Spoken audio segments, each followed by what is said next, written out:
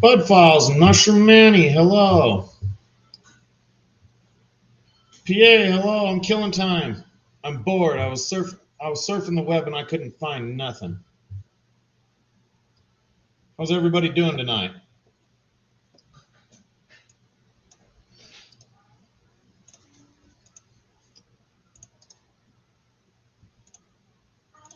Anybody who wants to call in, feel free.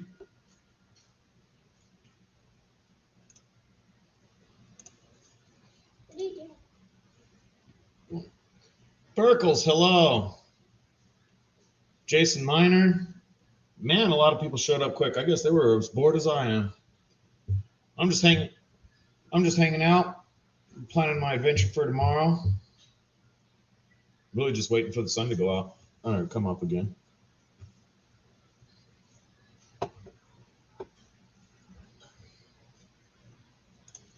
So how's everybody doing on this Friday night?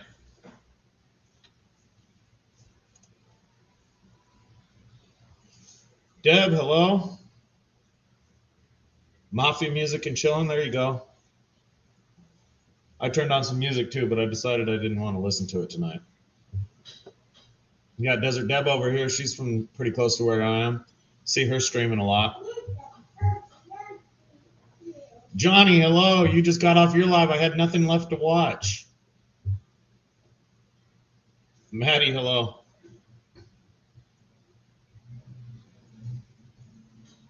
Somebody wants to call in, that'd be appreciated. Otherwise, I'm just hanging out, setting up my adventures for tomorrow, charging lights and cameras and the whatnot.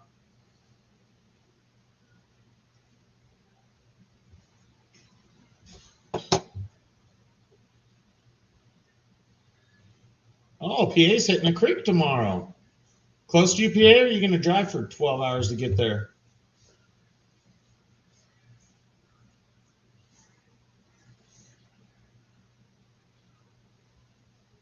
Brought home a mistake pizza from work.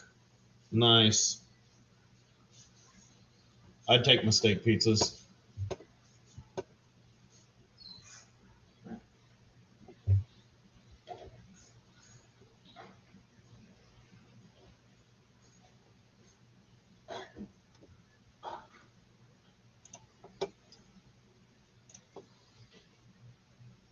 Anybody got any big plans for tomorrow?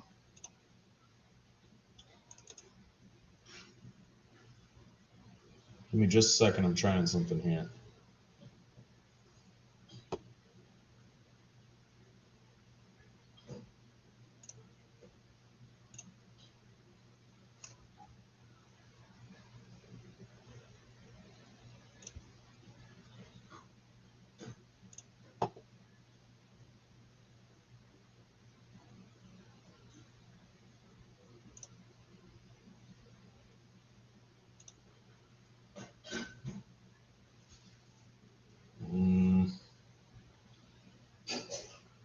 Oh, nice, PA.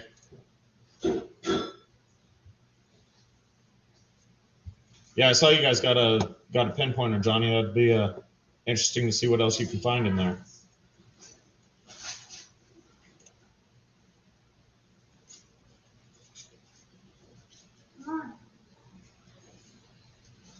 I'm trying to figure out how to share Google Earth onto my screen, and it's not cooperating.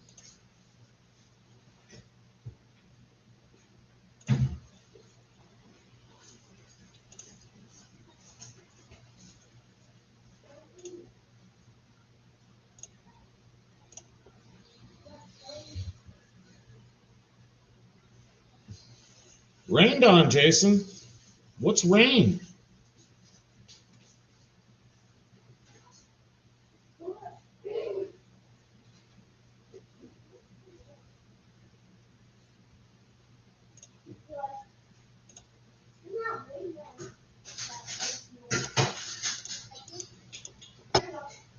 Whipple Creek, hello. That's pretty late where you guys are, aren't you? Yeah, PA, nobody wants to go tomorrow. It's just going to be me and the boy. It's either going to be a big old nothing burger or we're going to get in a pretty cool mine. I'm not sure yet. I was out next to one about a mile away from it. Half mile, something like that. I don't know. It's hard to tell. And it was gated off, but there were big remnants of mill site, like a 5-level mill site, and there were old cars out there and all this good stuff. And on Google Earth, the one about a mile away that I didn't know about the last time I was there looks just as big and good. So we'll probably cruise out there, see what we can find. If anything, it might be backgated, but that's just a risk you take, I guess. That's one of the reasons I started filming the adventures, going to find them instead of just getting inside the mines and filming the mines themselves. There's so much time and miles involved just in trying to find somewhere that you can get into or get into safely, whatever the case may be. So if we don't do too much screwing around, it's about a 100-mile round trip, so it's not too bad. Nice and slow in the 4x4, but not too bad.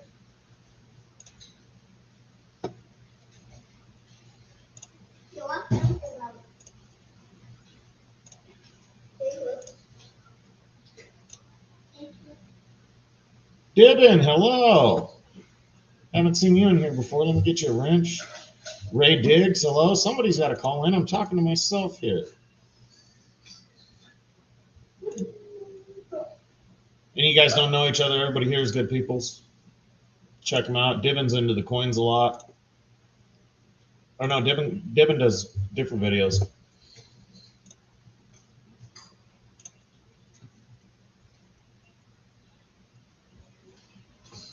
Wine, hello.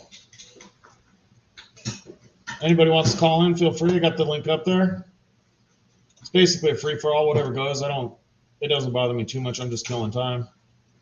I was bored and there was nothing on to watch. Nobody's lives to go harass people in, so I figured I'd bring people into my own.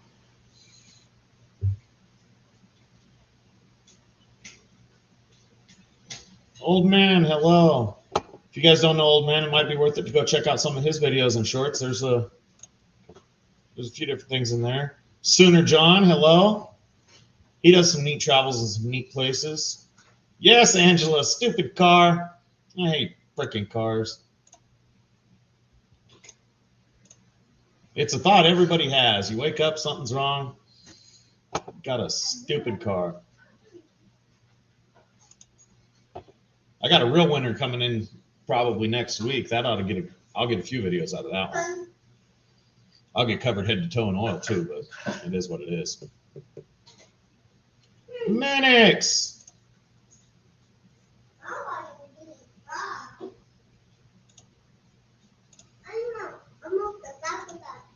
Oh, don't play by me.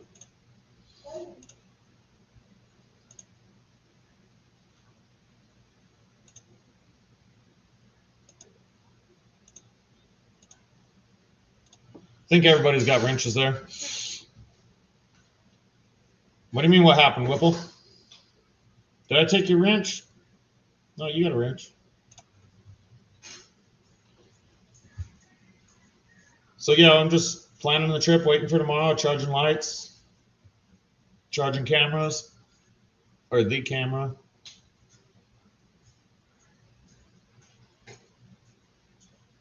Enumerate. Yeah. I think he's got the only name on there like that too. Although there's some channels that like to use just a regular name. I don't really recommend that myself, but some people have these really, really long or common names. You got to get your own original names if you want people to find your stuff and remember your stuff. What the hell? I got no feed on my own YouTube.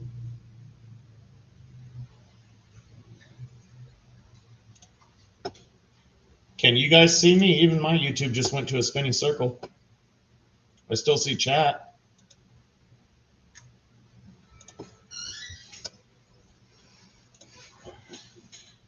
That window. John, hello. Yeah, they can see me, whatever. I got a circle of death on my YouTube side. StreamYard side still says I'm good. As long as you can see and hear me, that's fine.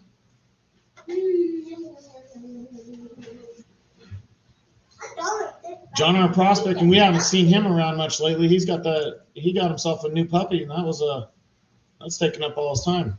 I'm Southern California, Ray. You know that.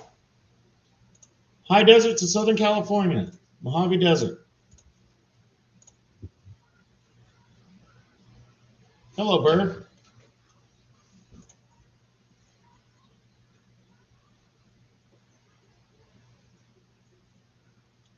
Yeah, waving at the kids. They like to walk around behind me. They just got done eating, so they'll be in and out. Now they're going to go be good little Americans and troll the internet, I guess. You're trolling right now. So what if I'm trolling? I pay for the internet. I get to troll it if I want to. Hello, Vester. What kind of dog did you get, John? Yeah, Devin, I'm SoCal. Robertson, hello. Yeah, man, somebody call in for me. It is hard to talk to yourself. I always try to call in for people. 18 people in the room.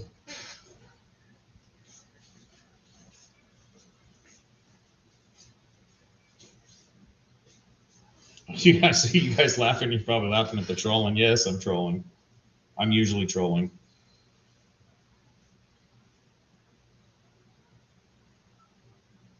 Anything other than a car to blame the car on?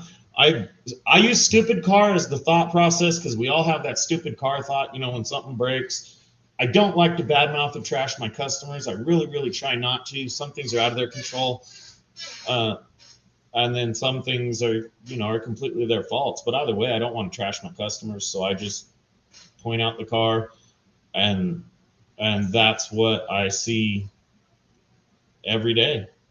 You'd be amazed some of the cars people are driving around thinking that they're okay condition or safe to be driving next to. There's some of this stuff is crazy you see pulling in, and some of these people don't want to fix it. In California, we have emissions inspections, which are pros and cons. It does help the environment and things like that, but we have absolutely no safety inspections like a lot of states back east do. So these cars are coming in, control arm bushings are falling out of them, brake calipers are wire tied together on there, and they're just literally driving absolutely death traps right next to you at 90 miles an hour. And there's just nothing you can do about it. It is what it is. Yeah, John, it's been fun for me. I'm just having a little fun at work. You get bored in life just like everybody.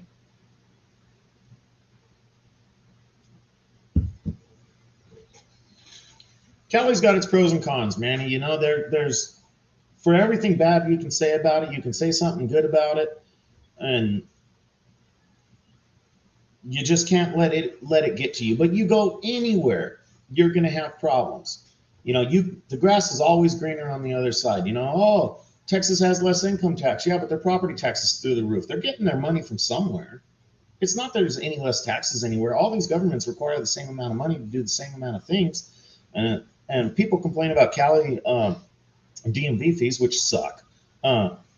But comparatively, we have a lot better roads than a lot of other places. New Mexico or Arizona, places with lower fees, it reflects that.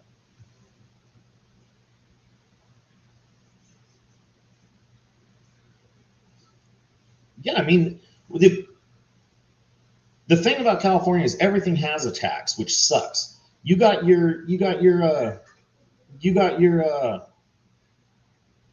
a stupid recycled paint tax that you get charged every time you buy a gallon of paint. They charge you like 50 cents or some crap like that. It's annoying as crap. You buy lumber, they got a lumber tax.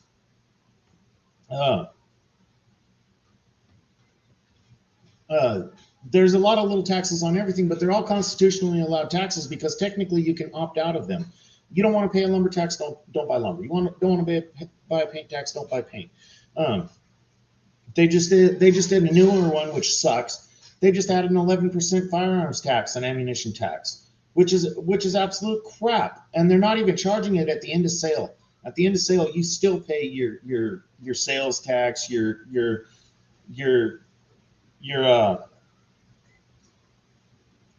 crap, I forget it. The Department of Corrections fees and all that. But they're adding another 11% charged to the shop that's selling them, guns and ammunition. And it's like, the shop's not going to add 11% to that. They're going to add 20. They got to make money too. You know, I know the guys. I like the guys, but they got to make money too. Just let everything rot, Robertson. Some of those things should rot. Yeah, Dibben, the gas is absolutely crazy. What folks have to realize is we have like 18 cents a gallon state tax in California on gas, which isn't that bad. Hello, Finding NorCal, which isn't that bad. But every step of the process for fuel has different taxes and regulations on it, so it's more expensive. What's absolutely dumb is Arizona's governor a little while back decided that Arizona needed to be clean too, and they run the exact same fuel as California. It's the same freaking blend, but because it's going to Arizona, it's taxed differently, and you cross over the border and it's $1 cheaper a gallon. Gas still sucks. Am I still magnetic gold, John? Sure. I got whatever you need. Just send me the money and wait for it in the mail. We'll get it to you.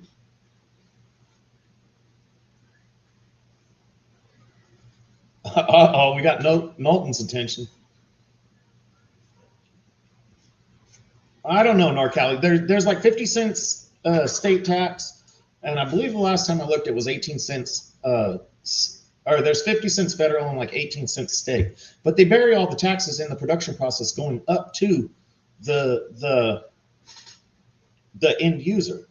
You know, if they make the refineries pay for this or pay for that or have this stupid safety measure or that stupid safety measure, somebody's got to pay for that. But the exact same gas that we buy for right now, I think we're low fives, 5.25, something like that.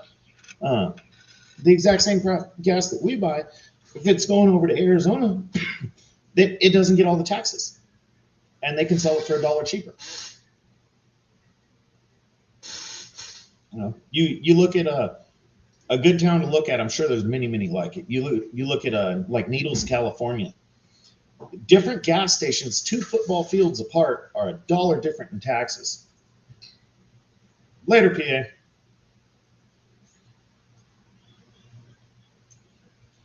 Yeah, Manny, they do tax you for paying taxes, and you just got to suck it up and accept it. And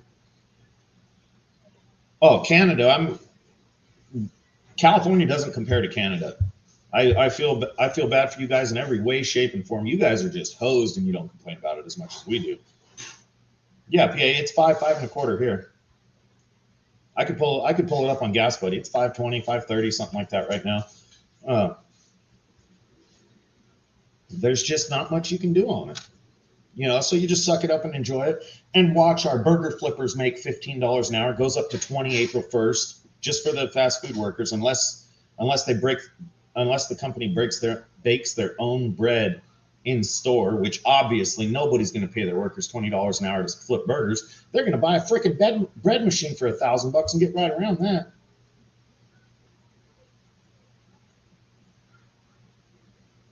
Well, you guys got healthcare. Well, we got healthcare in Cali too. So 369 in Illinois.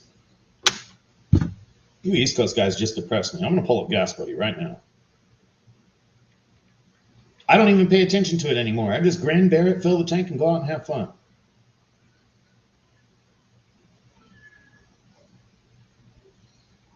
No, I don't want any stupid cookies. Oh, cheap gas out here is $4.79 right now. 1 hour ago. That's pretty good. That makes me feel a little better about tomorrow.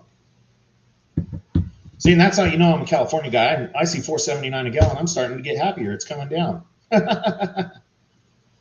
Oh, Squatch, what's up? It's a free-for-all, buddy. Remy, I just saw you. Whatever people want to talk about, I don't care. I'm not monetized. It doesn't make a difference. Hello, Remy. What's up, fuckers? Hanging out. Y'all having a good night? Time. Graveyard, hello. Yeah, I'm having a good night. Good. You know,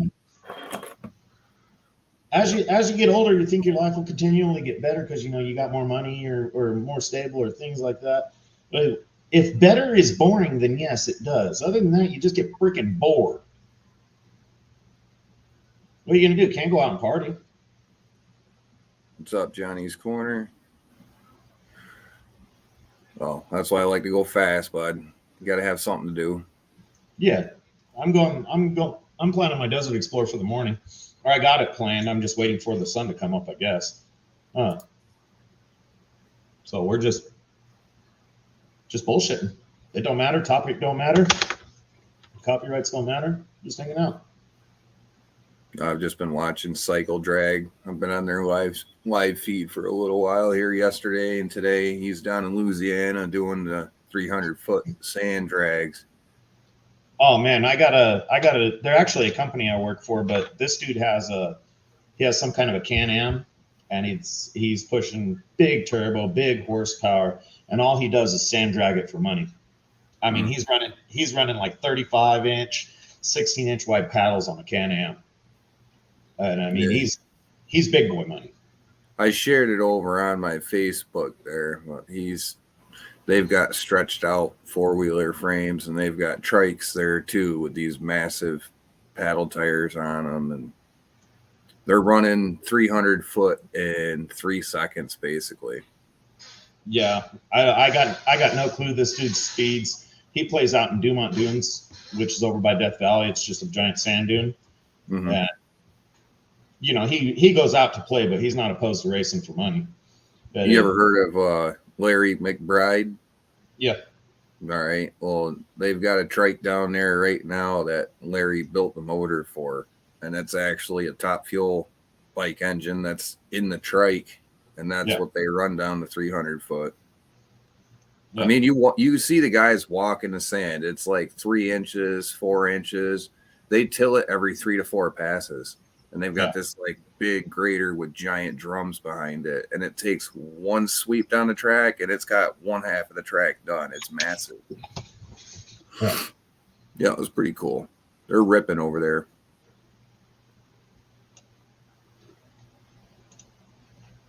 Yeah, they're racing crowd is one of those things. Those guys are, if you're in racing, the only thing limiting you is your balls and your wallet. You can get around the wallet. You just got to think outside the box. Yeah, you can get around the wallet. Do it yourself. Do it yourself kind of stuff. Oh, if somebody else did it and you have to pay for it, you know what I mean? You can do it yourself. You just have to figure out how.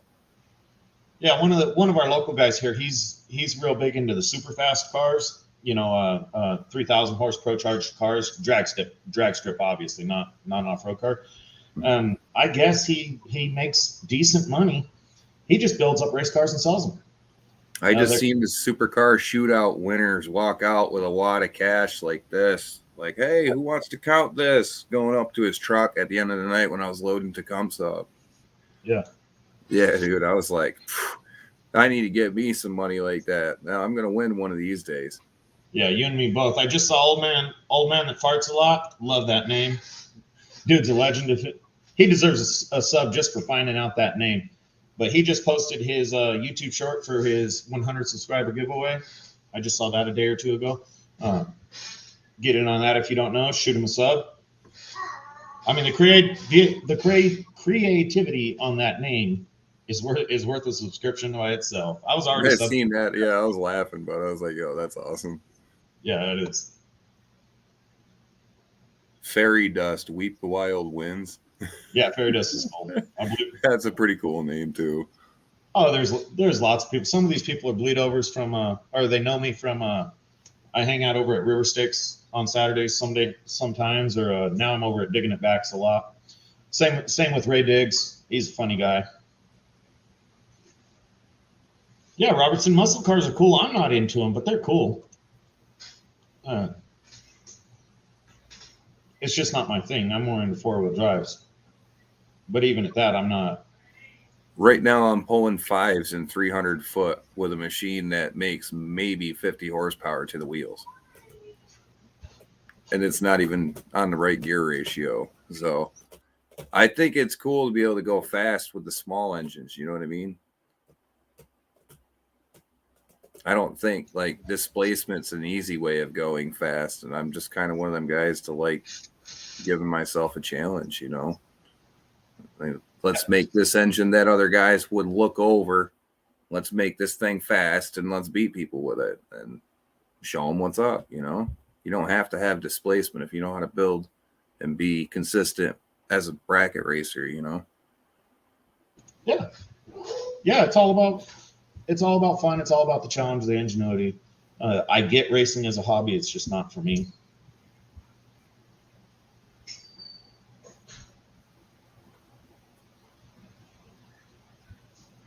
Yeah, Robertson's car truck engine power stuff.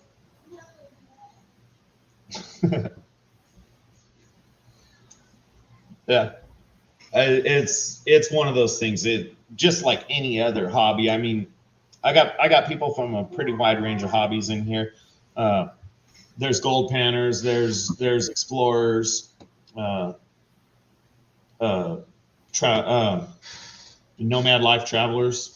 That's the best way I can describe it. You know, van life, RV life, things like that. Different strokes for different folks. It's all in what you enjoy.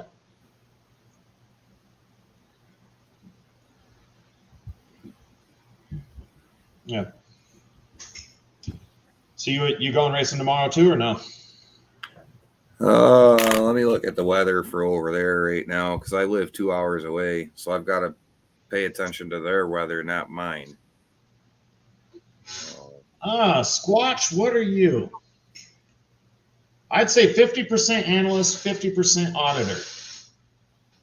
You get you're dual zoned. Tell me if I'm wrong, but I can figure that's about the best I can figure. You know, analyzing the videos and pointing out truth and facts in them, I like that. And you know, you got a lot of auditors, so and you're into that quite a bit, so I'd say auditor works too. Yeah, Robertson's a detectorist.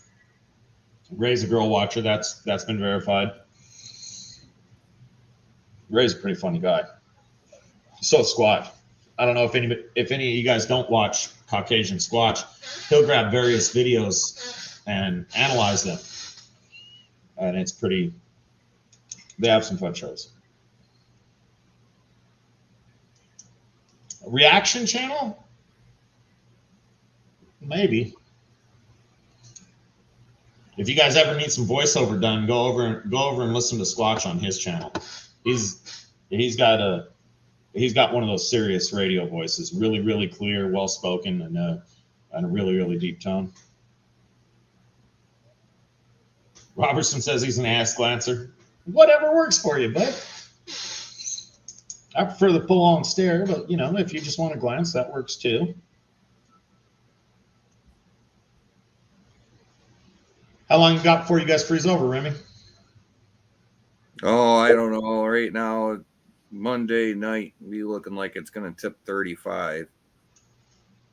But we're freaking rained out this weekend again. But this year has been horrendous for this shit. Like I am beyond irritated. I've had like minimal track time this year. I have not got the bike to where I wanted it to be at the end of the year this year because of rain.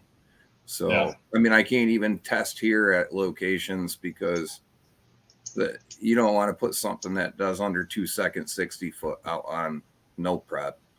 No. You're asking for a hurting, bud. Yeah. And I run skinny tires too. So I've got a 4-inch wide tire that I'm putting a big gear down on, you know, a lot of torque. I'm right at the point now. If I make it a little bit faster than the 1.8, I'm going to need a wheelie bar on it. Yeah. I mean, the times sound fast. 1.8 and 300 feet's bad. Or pretty good. No, 1.8 seconds, 60 foot. Oh. It's 5.8 seconds at 330 foot right now. When it shifts into overdrive, I've got just a tad bit too tall of gear ratio, so it kicks it too far into an overdrive kind of ratio. Yeah. And it's just, it hangs its RPM. Once it gets about 300 foot out, it holds RPM, and it goes from the 8th mile, it goes from 660 at 80 mile an hour, and then we're at 1,320 feet. You know, our 1,000 foot was 80 mile an hour. So we're at the 1,000 mark at 80 mile an hour, and you're 320 feet later, and the thing has only climbed 10 mile an hour. Yeah. It's just not wanting to pull RPM up after it shifts into overdrive. I'm literally just underneath. I'm a little bit taller than it was like a 4.7 to 1 gear ratio on the final drive. Yeah, So, yeah, they got to have more engine or less gear. Yeah. I definitely don't have the engine. I'm trying to do it with the engine stock as it is and get it running as fast as it can in stock condition. Then You can't do any power adders? One thing at a time, though. One power adder at a time? Right. Because if you go more than one change at a time, you don't know what affected it in a bad manner. Yeah. So, Hello, like, Brad. this winter, the bike's going to get painted. It's going to be left alone for the most part, other than we're putting a 62th rear sprocket on there. I got to custom order that thing and have them cut that for me. Yeah. Got a good deal on it, though. That's only $80 to have a 62th custom sprocket cut.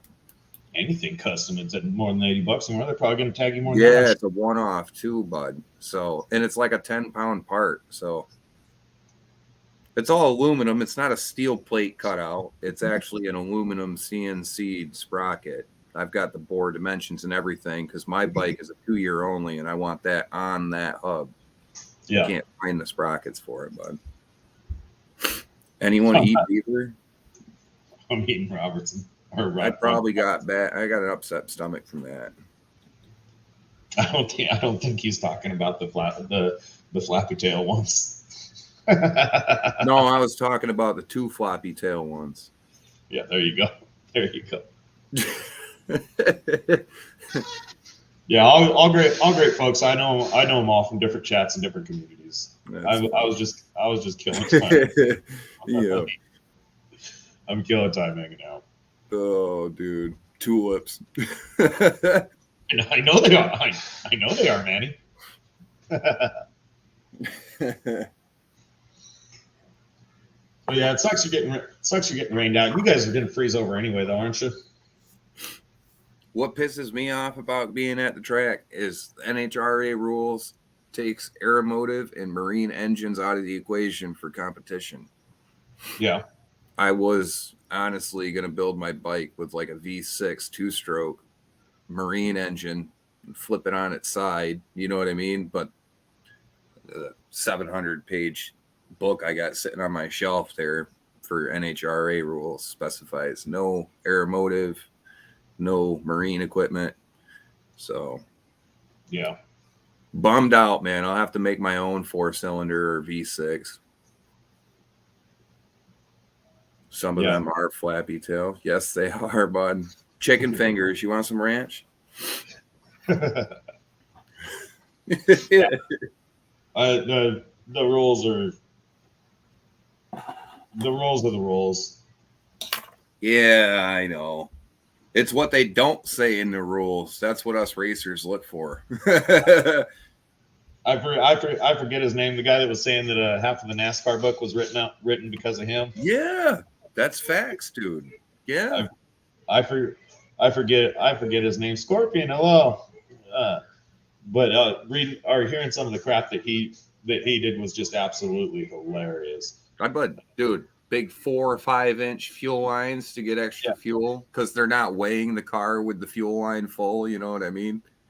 So, he got caught for the basketballs in the fuel tank, so he came up with the big fuel lines. And I guess the story was, we got Caucasian Squatch in here. Hello. How you doing? I'm real good.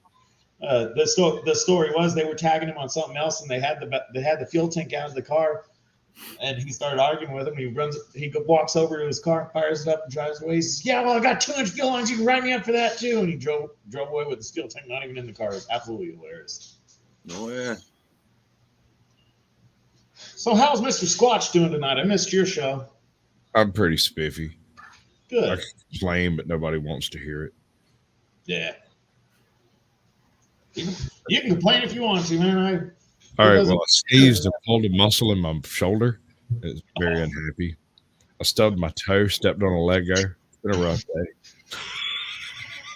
You notice how the older you get, the injuries get lamer and lamer every time. You're like, so how'd you hurt your back?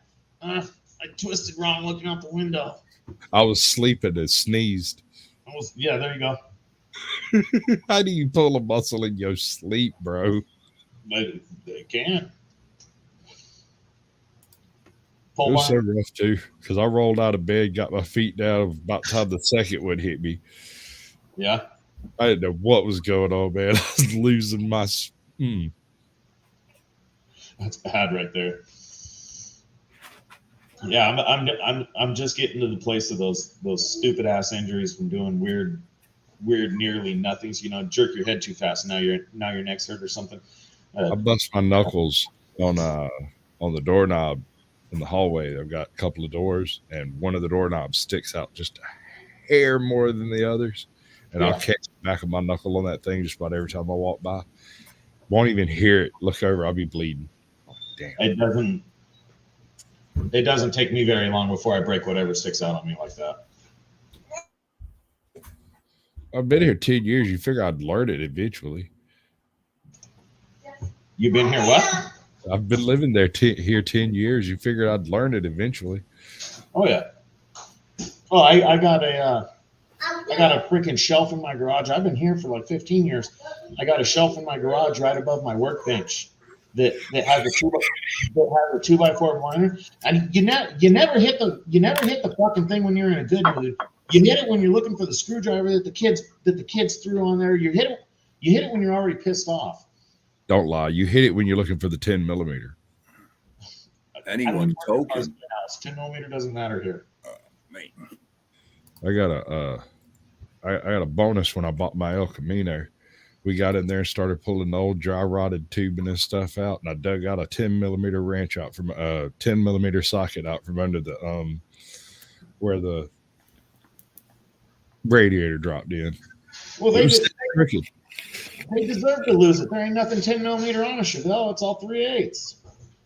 That's why I couldn't figure out what it was there for. I mean, when I bought that thing and drove it back from Texas, and I got it home, it was like, I just do not like how that looks. It just does not look right to me.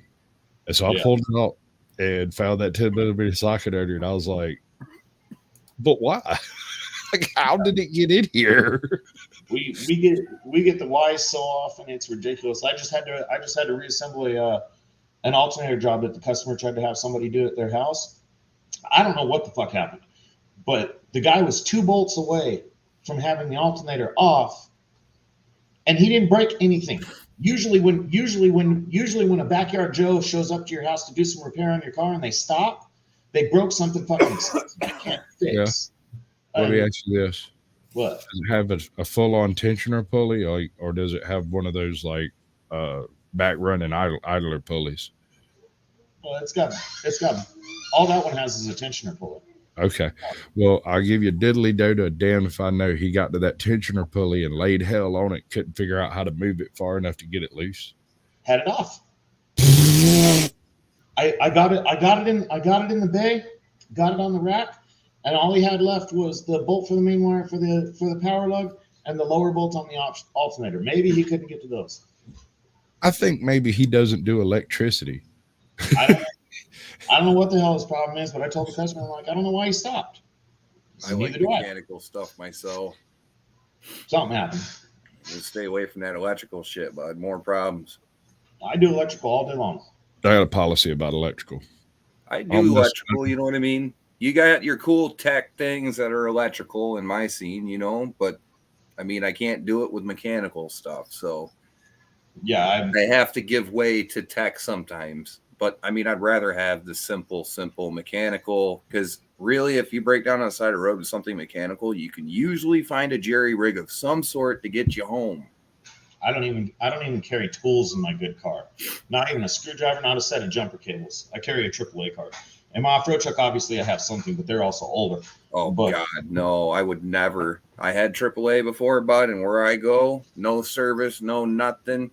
AAA ain't helping you, man. In the middle of the morning, if they ain't got a garage to come get you, you're stuck, bud. And that AAA ain't doing you nothing. we're a freeway town. If you can get cell signal, they're coming.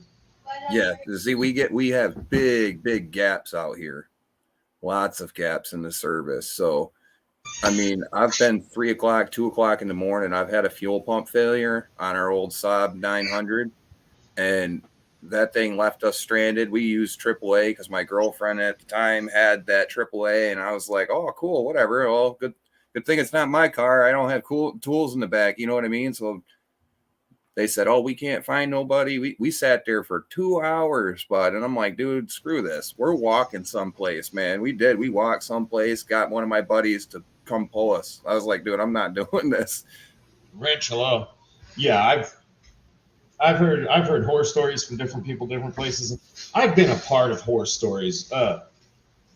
We used to do Avis rental cars, and we had one that got a flat tire 130 miles from us. They were 2 miles over the border with Arizona. So, and there's shops right there. So one of the shops would have had to send a truck, 10-minute drive, 20-minute drive maximum to go change the tire on this truck. We would have had to send somebody 2 hours each way. And they were arguing. What's up, Ranch? Back and forth phone calls were going on for like a day and a half before the customer got out and changed their own tire. Then showed up at my shop all pissed off. I'm like, dude, what do you expect? You're 10 minutes from them. You want me to drive 2 hours and they're gonna go 10 minutes, and we're both gonna make the same $30 for coming out and changing your tire. Fuck that. That happens with AAA too. Yeah, it sucks because if you're in zones where, I mean, all right, so something about up here where we're at, we get really bad, like spotty reception. I don't care what provider you have, you're going to have horrible reception up here. In certain areas, AT&T works and Verizon won't, and vice versa in other spots. Yeah. In other spots, it's just a plain dead zones, but you know when it's going to shut off, and you know when your phone's going to turn back on when you're going through those areas on the road, because they have big gaps where you've got no service. If you're up in the mountains or something, or you're not near one of their service centers that they can call, say they need a flatbed you someplace, like we needed, they couldn't get a truck because none of the people were picking up that had these small mom and pop shops that were near us, because no big shop was near us. We got stuck. We had to call a buddy, have to walk downtown, which that wasn't very good, happy walk there, 2 o'clock in the morning, your fuel pump shuts down, and then they're not helping you out, and you got to walk to the next nearest town. Yeah. 2 o'clock in the morning. Yeah, there ain't no nearest town out here. Oh, we walked for a good 2 hours or so, but it wasn't fun. I have a question. Yeah, usually with my off-road adventures, I try to keep it within 10 miles of pavement, just because 10 miles would be like a 4 hour hike. As long as I can get to pavement, I can get cell signal, I'll be all right. I got a question. Yeah. Why is it that a fuel pump on one of these trucks that you have to drop the tank to change it on will never fail when it's empty? They will fail when it's empty, but more often than not, people run their tanks low. The fuel pump is hot, and then they fill it up with nice cool fuel, Mm-hmm. fuel, and that sometimes will season right in the bay, or it's just the damage is done, and the extra cooling of the fuel just drops the temps to the point where 75% of the fuel pumps you do are going to be tank full. Yeah, my experiences, all of them are. And I have never encountered a fuel pump that died on a vehicle with less than half a tank of gas in it. Ever. Let me tell you how bad it got one trip. I put a short out the other day. It was an old Toyota pickup, and fuel pumps never go bad on those. Anyway, that fuel pump, the guy had a custom bed. He built a custom bed for it to where you could get the entire fuel pump out. There was enough room. You could just undo the lines, undo the bolts, pull it out, put the new one in. Frickin' still had to drain the tank because it was full. Yeah, we was going to North Carolina to do some work on some dude's cabin, and the guy I was working with filled up his, I think it was a Dakota 8-cylinder, like one of them small ones. Yeah. Right. We got about 2 hours out of town, 2 hours out of town, and the fuel pump died on it riding down the road. I'm Yep. not joking. My man had just filled it up. And I climbed under it and looked at it, and I went, oh, shit. I'm going for a walk. I'll be back. And he went to cussing and screaming, you can't count on nobody. Everybody you hire is always terrible. I said, I'll be back. And I left. I went walking down the road because I saw a farm over in the distance. And I'm like, I bet that guy's got a side grinder. I bet I can cut a panel in the bottom of this truck bed and get to it. I cannot get to it as it is. I'm on the side of the road with no tools to speak of. I had a basic toolbox, very limited. I'm not taking that tank out. I have nowhere to put the gas. I have no way to put it back in. I have no way to do any of these things. I'm going to cut a hole in the bed of that truck. I'm not opposed to it. Right? I don't do it, but I'm not opposed to it. I try to do a really, really high quality level of work, and I do, and I'm taken care of accordingly for that. But I am a reformed piece of shit who's gone multiple days without sleeping. I can come up with some pretty good ones. Yeah, Right? I just like making panels, bud. I'll take a piece of sheet metal and the stainless panel, you cut out a shape you need. If you've got one of the cheap little Harbor Freight little breaks there, bud, you can break all the ridges if there was any, beads in the floor or whatnot. Put that freaking that thick rubber seal up on the bottom of that thing and some hinges and a latch. Boom, boom, quick access panel. Yep. When I got back to the truck, I could walk it up with a bag of popcorn. Just sitting there bunching on the popcorn. And he's down there trying to take bolts off here and fussing and screaming and yelling. And I just sat there and watched him. And he got out from under the truck. He looks at me and goes, What are you doing useful? I said, eating popcorn. He's like, well, you're fired, right? I said, oh, then you don't want me to change your fuel pump. What? By the time the farmer pulled up with his full 2-box bed dually, it was like Candyland in that thing, man. I was like, we need to pull this whole thing apart, baby. It's gonna happen. Yeah, I've come up with some interesting ones. I rarely remember them, but I've come up with some pretty good ones. One of my t-shirts coming up here. It's based on the whole entire zip ties are lighter than bolts. But I've got so much stuff zip tied onto my bike. I told the old lady, she's like, hey, are you trying to bolt that on there? Why are you using zip tie? Man, zip ties are lighter than bolts. Dude. Like, come on. Yeah. And if I want to take something off, snip, hey, little zip, all done. I could pull my entire front end apart just about it from zip ties. Because when I bought this thing, this Xterra, it was parked up behind somebody's house and been there for Coon's age, right? It got sold to a dealership after I'd already checked it out on Facebook, and it got took down and put back up like a week later. And I said, there it is. I went and got that thing. It was shattered 19 different ways to Sunday.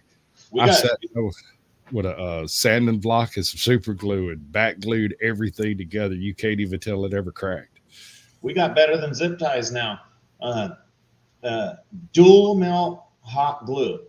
It's probably a little more now, but you can buy an entire dual melt hot glue setup off of Amazon. It's a big giant hot glue gun for like $25, and the glue's another $10 or whatever. What it is, if you use it on low temperature, the hot glue is just like your Hobbycraft hot glue.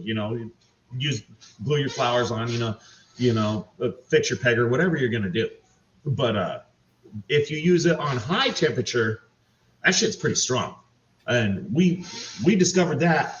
We can glue 2 antifreeze bottles together and try and rip them apart. It takes a minute. But we're using that. It works absolutely great everywhere except for inside of the engine bay and inside of the car. If you leave the windows up because it gets too hot out here, it will eventually come apart. But I got a 93 full-size Blazer, and the plastic in those things is just dust. Oh yeah, dude, they fucking disintegrate like crazy. You fucking look at it wrong. You just broke 4 more pieces. Yeah, you're doing damage taking something apart on an old Chevy. But I'm a Chevy boy too. Chevy and Hondas, man, I love them, but I'm not ready, bro. Dude, I go in abandoned mines. I fuck with people I really shouldn't have, but I'm not taking apart a dash on an old school GM. It's just not doing well. So, Dude, I got a buddy of mine works at a salvage yard, and when they come in, he just takes a hammer to the dash. I don't care how clean. Oh yeah, that's they how are. I was, bud. I Smack worked it. in junkyard too. Yeah, the Chevys. You ain't taking nothing apart without it breaking. You might as well just rip the freaking panel off, dude. Don't fuck around. we went at this fucker for hours with the hot glue gun on hot on the dual mount gun on high. Yeah. That stuff works pretty good. And my Blazer, it's an off-road truck. It sits the majority of the time without ever being started, without ever having a window cracked. It's holding up pretty good. Yeah. My issue is I'm running into vibration issues, and I don't want to have the engine mounted, rubber mounted into the frame, bud. I want it solid mounted because when I do put some power adders on it, I don't want the thing flexing around on the frame, keeping the belt out of line and shit. So, but I've been dealing with set screws on my sprockets on my jack shaft. They keep throwing set screws, bud. The last time I went to the track, first pass down the track, brand new sprocket on the front, 2 set screws, one on the keyway, one on the jack shaft itself. And they've got like these little nippled edges on them, so they bite right down in and they shouldn't back out. Well, all the vibration from that 2-stroke vibrating away, it spit both set screws, bud. Both of them. I'm sorry. I just got injured by the cringe in chat. Uh-oh. Oh, God, dude. I wonder what the relation between homosexuals and gynecologists are, right? I guarantee you most gynecologists are homosexual. What do you reckon? I don't know. After some of the things I'd imagine they see, I bet it'd be an option. Bro, they don't bring it to you unless there's something wrong with it. It's just like that car. I was in one of my educational places, and they showed us an awareness video. Oh man, everybody in there was freaked out for weeks. I'll tell you another thing they got in common. When they bring it to you, they're definitely going to want you to do more than pop the hood and check the oil. Definitely. The TGIF goes, I got sidetracked after shaft and I don't know, nipples. TGIF has got a set of udders that you guys wouldn't believe. Oh, man. I'm aroused. Tell me more. Obviously, I'm talking about on her cow costume because she has a cow costume that she'll come on stream on sometimes. I don't care what she wears. TGIF, you can never be good old Ray Dix here has been trying to work on it for months. He still hasn't made any progress. I told him to use a different emoji for his picture. No, man. What you need is some hay, a little bit of grass. If it doesn't work, she's not playing the part right. There's her and another girl. If you get the two of them drinking in chat together, they have their own name. We call it a brill. It's a Bree and a Jill, and they can be fucking hilarious. It is ridiculous. Okay. They're good. They're good fun though. I bet. So you got that Xterra about how you want it now? Pretty close. I got to change the lower control arms on it, and probably the freaking tire rod ends and stuff with all of that when it happens. Because I mean, it is a 20-year-old vehicle. Oh yeah. It was not loved. I fully expected it to be completely trashed, and I was expecting to have to replace the engine and stuff. But dude told me it overheats at night. Yeah. Okay, tell me what that is. I knew what it was the second. Probably a bubble in the damn line somewhere in the block. That's a possibility. That's a good answer. That's a good solid guess with no other information. Bad ground. Background. Electric pump on it. It was back feeding the ground information through the display, and so you were getting interference. Yeah, I was sitting crazy, right? Dude, I reached in, turned on the blinker, sat there, watched that little thermostat go tink, tink, tink, and I reached over, turned it off. I remember you talking to me about that. I remember that. Mr. Wrench, what's up, buddy? What's happening? Hello, my man said he don't get a wrench. He is a wrench. Yeah, he's wrench. That's wrench repairs and prospecting. He's a go fast guy, and he pants a lot of gold. You see all those bags on that shelf behind him, Squatch? Those are all pay dirt bags with gold. Cool. Car guys are car guys. I don't care what they drive, bud. When I met the guy, I seen he had a little Subaru. I was like, hey, man. And it didn't look like he was playing with a stock one. He had a little bit of something done to it. So I was like, all right. He might be an all right guy. Yeah, he turned out just fine. I might be okay. I got a 69 El Camino with 396 sitting under my back porch. I just walked one of those down at the track last time. I was down with my slow bike. It was a stock oldie though, but it wasn't like no fast one. It was probably the guy who was fixing it up. I should not have bought this thing. It's freaking drag racer out of Texas. Really? Huh? Sell it. Yeah, man, it is. You still got a VIN plate on it? It's not matched up. It's a clone. It's a super sport clone. But I mean, it for what it is. I mean, shoot, it's a shell, bro. 4,000 for it, and it drove back from Texas. Yeah. Got it home, and guys, we want shells, dude. I know, but it don't like the local gas here at all. Oh God. You know, it's you got to put 91 or higher in it, keep the knock. Anything without alcohol and then some octane boost to roll with. Like it's serious. It came out of Texas driving 120, no problem. That thing was rolling. They must have Alabama. When we had Alabama, the gas went downhill, got more alcohol in it or something. I don't know what happened, but it went to spitting and sputtering. Brought it home, checked everything out. It's fine. I know what happened. You test drove it with race fuel, and as soon as you got far enough away from that race fuel to wear out, you got the real piece of shit. That's exactly what happened. It loaded you up. We don't have that around here, bud. We ain't got race fuel pumps. The only place you're gonna find it is by the barrel at the track. We got one place. They'll mix some race fuel. It's like a local fuel depot type place. Right yeah, here. we got those too, Squatch. You can call them up and be like, hey, I want some of that. Yeah. I don't care what it is. They'll be like, okay. I got to start figuring out two-stroke compression, true compression ratios for two strokes. I got to learn that because I got to start getting better fuel into my bike. And I've been running around with like 92, 91, and then I put some octane booster up, bring it up about 3 points to about 95 or so. But you know, it's all right. I'd rather put some more compression in it so I can get the use of the extra octane. Just put a little shot of nitrous on it and see how long she hangs on.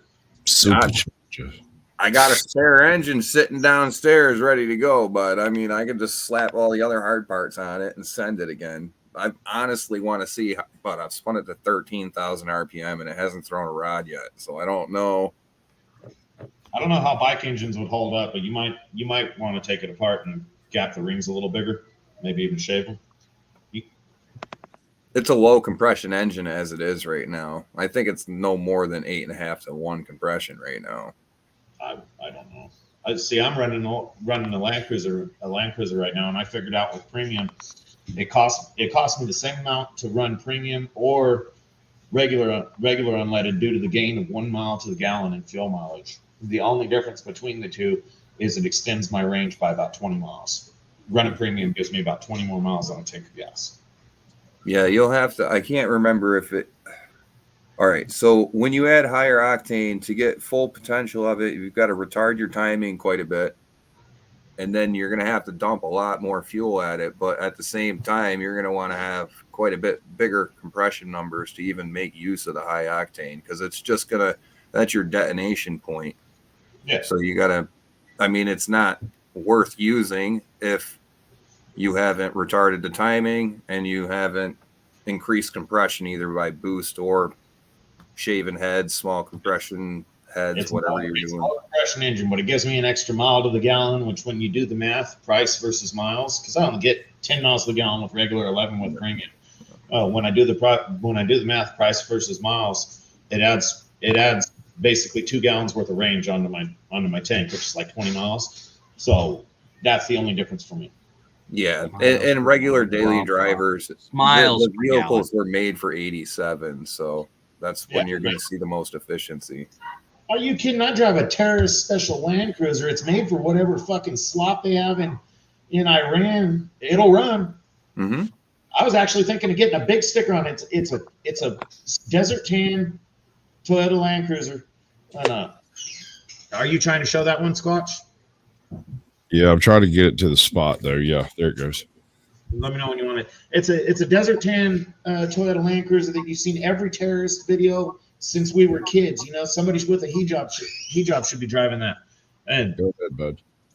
that's just how they're made. That is a supercharged hydrogen Coyote. Yeah. That's what's up. That is a joke. You realize how many car guys there are out there looking at that that supercharged hydrogen stainless steel engine going, man, that'd be way better. You run a couple of turbos on it. The problem with a car like that is how often you get to take out something that nice. Okay. But that's not the problem. I couldn't drive it. That's not. I was curious about playing around with propane. You'll lose 30 to 50% of your baseline power. 40% is basic. And also the way it's contained makes it very difficult to transport from location to location. You pretty much have to compress it into your vehicle and take it that way. If you really want more power like that, you're going to want to try and go diesel, get the torque. But even those guys use propane injection. Sure. What, diesels? Yeah, diesels do. Yeah, the pulling trucks, they use propane injection to get the turbos to start spool. Well, really what's happening is, you know how they load up with fuel in the beginning and they get real black soot? So they're running too fucking fat. They're too rich. What Just run compounds like I do. They'll spray propane injection, and what it'll do is burn up the extra excess fuel that's not getting burnt up because there needs to be more oxygen because they're running such big boost numbers and they're throwing fuel at it, and it doesn't have boost in the beginning to match the fuel ratio they're looking for.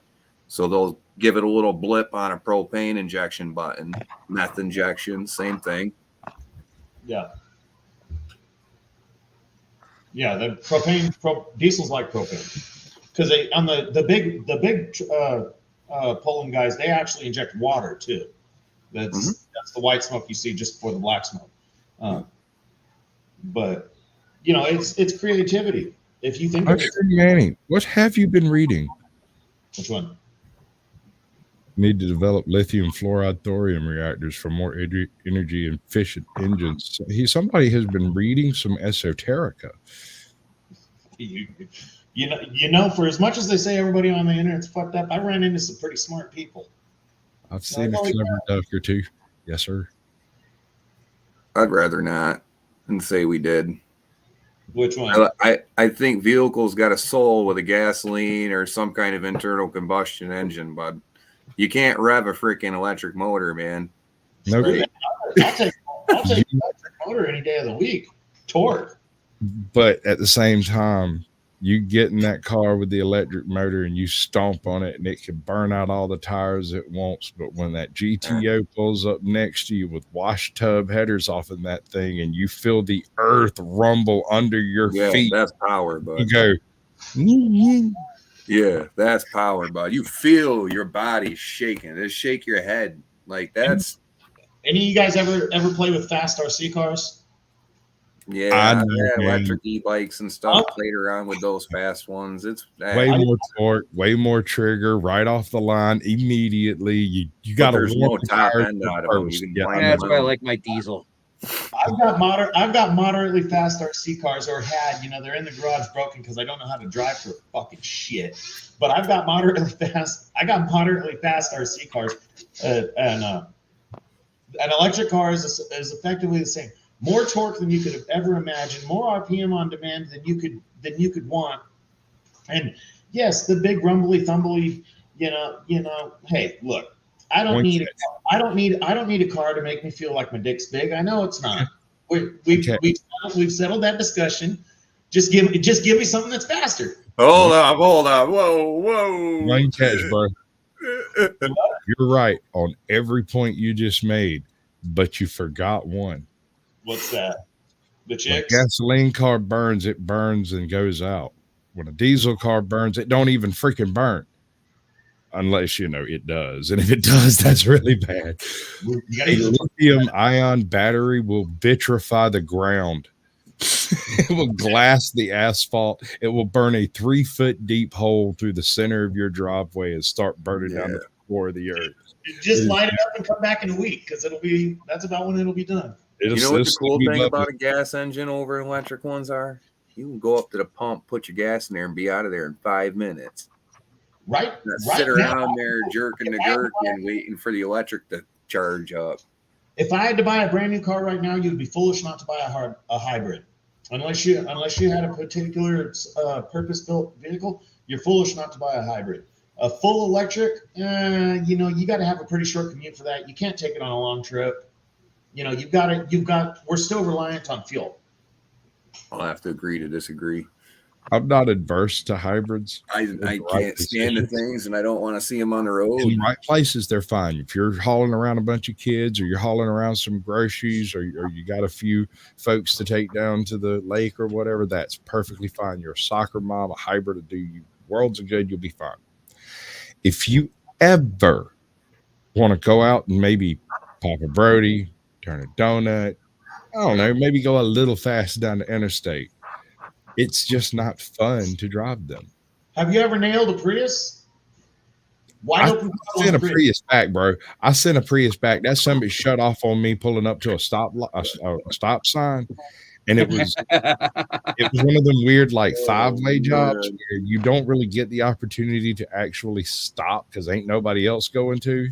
And I pulled up and like did that hesitation, and it shut off. And when I hit the gas, it just sat there, and it sat there, and it sat there. And it sat there. Then it crunk up and left, and I almost T-boned a truck that had decided I wasn't going and come through. You got the only bad one that was ever built. Maybe. I'm not saying I didn't. I'm saying that me and my wife both came to the same conclusion about that car, and she got an Accord. Yeah. Wrote that man a check for it. Personally, I would go for a hybrid. I think you're foolish not to in the current advancement. Full electric, we need more power in the infrastructure, and we need one more battery advancement. We'll get together. I want to do your show before we have that conversation because it's going to make you mad as hell, son. We are so far away from a useful battery to go into a car currently that it is ridiculous. Elon Musk has lied to you, son. I'm not a Musk fan. I hate Musk. Okay, but lithium ion, there's not enough lithium on Earth to put a battery like that in every car. It doesn't exist. No, we need to move to sodium batteries or whatever their battery solution is. We need a battery advancement. That's when I say we need a battery advancement. But you're still talking about cobalt, cadmium, that word I can't say. I'm Southern. I'm sorry. Yeah, there you go. Them things. You need those stuffs, and you need all kinds of other really, really unbelievably rare earths to be able to make even the casings that go to the batteries. I'm not even talking about the actual batteries themselves. It's ridiculous how difficult it is to acquire those materials. We do not have them, or at least if we do, we don't mine them here in the U.S. because it is filthy, filthy business. I know that. So they're actually trying, but like I say, we need a battery advancement for the electric cars. I in no way, shape, or form currently think that because you're driving an electric car right now, you're being green. Just because you don't get your hands dirty plugging it in doesn't mean a lot of shit isn't burning to make that fucking thing go. In my personal opinion, I believe nuclear is the only responsible power source that we can handle. We can build it to where it doesn't fucking blow up, but nuclear is the only thing that puts out so much electricity that we want, because I'm the very top end of millennials. My generation is the one screaming the loudest about the climate, but we're also the ones sucking up the most fucking power. I have every light within my seeable radius on. I'm charging flashlights. I'm streaming on the PC. I got the cooler going. The fucking power.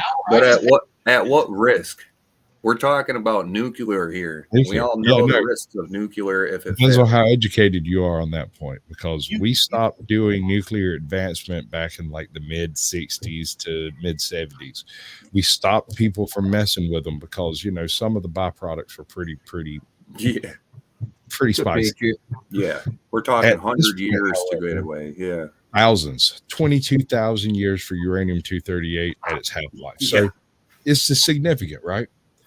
We've made advances in the quote unquote theoretical aspects of these plants that in theory we should be able to take the byproducts of a breeder reactor and make a legitimate reactor, take the byproducts from a legitimate reactor, make a thorium reactor from those byproducts, and by the time you get to the other end of the reactor chain, you're dealing with something that has a 50-year half-life that'll be done in a couple of years and you're good.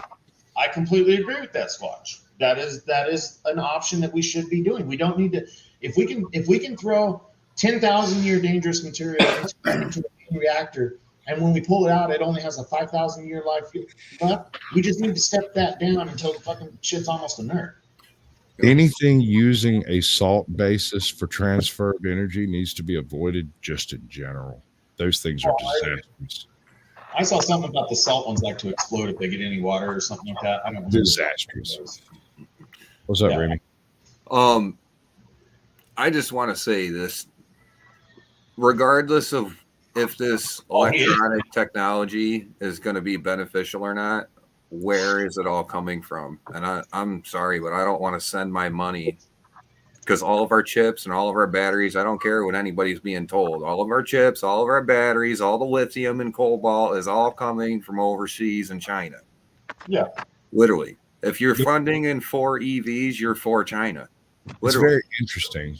If you look at the finances of the various politicians that are pushing the EV thing, they're all in coal. They are hardcore invested in coal, every single one of them. Not one of them. Right. Do your research. Yeah, I've been on that. I've been in that rabbit hole looking, but I'm telling you, it's no joke. If you're for EVs, you're supporting China, whether you know it or not. Because it's not going away.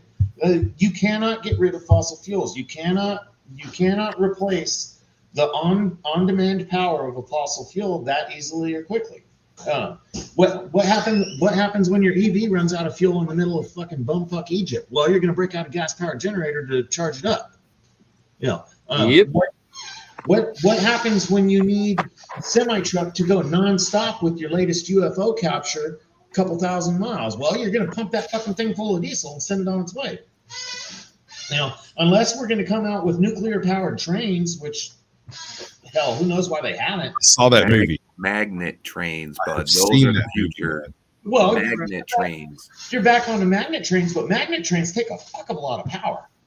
I'm up here. I'm near the Brightline West expansion, where they're going to go from bullshit California over to Las Vegas via high-speed Rebel, and they wanted to do a maglev, but it's too much power. But even on their high-speed train, the power consumptions are ridiculous. And electric is great if you have the power, but we don't have the power. We're to the trains. They're powered by electric, but they're actually a diesel generator powering the electric. Right. Trains have been covered since the mid 60s, bro. Those are your freight trains, and they do that because it's effective and it's fucking powerful. Powerful, yeah. Powerful. And also, the whole ultra high voltage running down a train track. I mean, give me a break.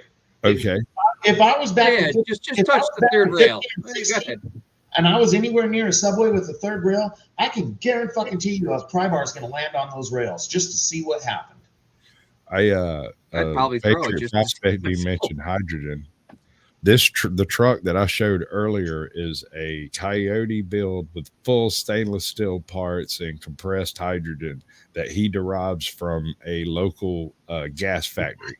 So he has very local access to hydrogen. You do not. You can build that engine that he's got in that truck for around $75,000. In theory, you should be able to take that engine and drive it wherever you like, but you can't. You can't, because there is nowhere to access hydrogen hardly anywhere. So that system's not powered by a hydrogen reactor. he's not filling it with water, correct? He has to Yeah, have. no, he has canned on board. hydrogen. Yeah, Okay. canned hydrogen on board. He has a massive tank. That's what I was saying about it being useless. It's not just that it's pretty. I thought it was a hydrogen Any cell. kind of reactor is the same thing basically as a steam engine. An explosion waiting to happen in a vehicle. Right. Any compressed gas, really. Yeah, it's just an explosion waiting to happen. You know, you're going to get someone that's not maintaining it right, and some valves are not going to open, or some relief valve is going to be capped or something, and it's just going to kill a shitload of people. Are you fucking kidding? Wait until one of them shoves a garden hose in there, because they will. H2O. You want to bet it's not going to fucking happen? I see gas and diesel. I see diesel and gas. You know, it's like what the hell did you do that for? Oh, stupid car. I got that phone call one night at about 2 a.m. One of my ex-girlfriends called me up. It's like, Sasquatch, I got a problem. I said, what's your problem? She's like, I was coming down I-16. I stopped at a gas station. And I filled up, and I made it to the edge of the parking lot. And I was like, can you see the gas pumps from where you're at? Yeah. Which one did you pull up to? The only one that was empty? What color is it? Yeah. What the hell they went through before they color coded the fucking things? At least green's better than, you know, red. It's environmentally friendly, right? Well, At least with a gas engine, you could pump the tank and you're good. You do that to a diesel, yeah. Yeah, my uncle one day, he called me up. He was driving his company's work truck, and he fucked up and put some gasoline in it. A brand new F-250 diesel truck. And he calls me up. I'm at work. Put some gas. Oh, that's horrible, man. It's a good thing you called me. And I told him, I said, don't start it. You know, you gotta go get the tank drained. You'll be all right. He says, I already drove it. What? He says, I'm driving it right now. How long ago did you do it? Oh, 20 minutes. How much did you put it in? Like 8 gallons on a full tank. Oh, fuck. Ford tried to sell him the world. The owner of the company got cheap and just drained the tank and filled the tank. Truck still runs. But you give them the chance, they're going to shove something wrong in there. You're right on that. I mean, they'll do it to their body. They're certainly going to do it to your car. I watched some dude fill up a hydrogen car on a short, and they were showing the connector or whatever. And this was a 20s guy, maybe 30s or something like that. He was showing how you fill up with a hydrogen car. It took almost all his might to plug the damn thing in. You know, because you got to shove it in real hard and get the quick connector to slide forward. Chink, and then you got to turn the little doohickey, and then you got to lock it down. Then you got to go over to the pump and turn it up. Yeah, there ain't legit. There ain't no way you're going to get a female that has trouble plugging in her cell phone to do that. Rob Random, hello. Okay, you got me there, bro. I just remembered sitting at a convenience store a couple of weeks ago and watching this chick pour oil on her engine. I sat there and watched it happen. I was like, I wanted to get out and say something, but I could tell, first of all, she was wearing a face mask, and so you can't talk to those people. No, if they're still wearing a mask, there's something wrong. She climbed out of a car by herself. I can't get the ones that drive with their masks on with nobody else in the car. That's what That's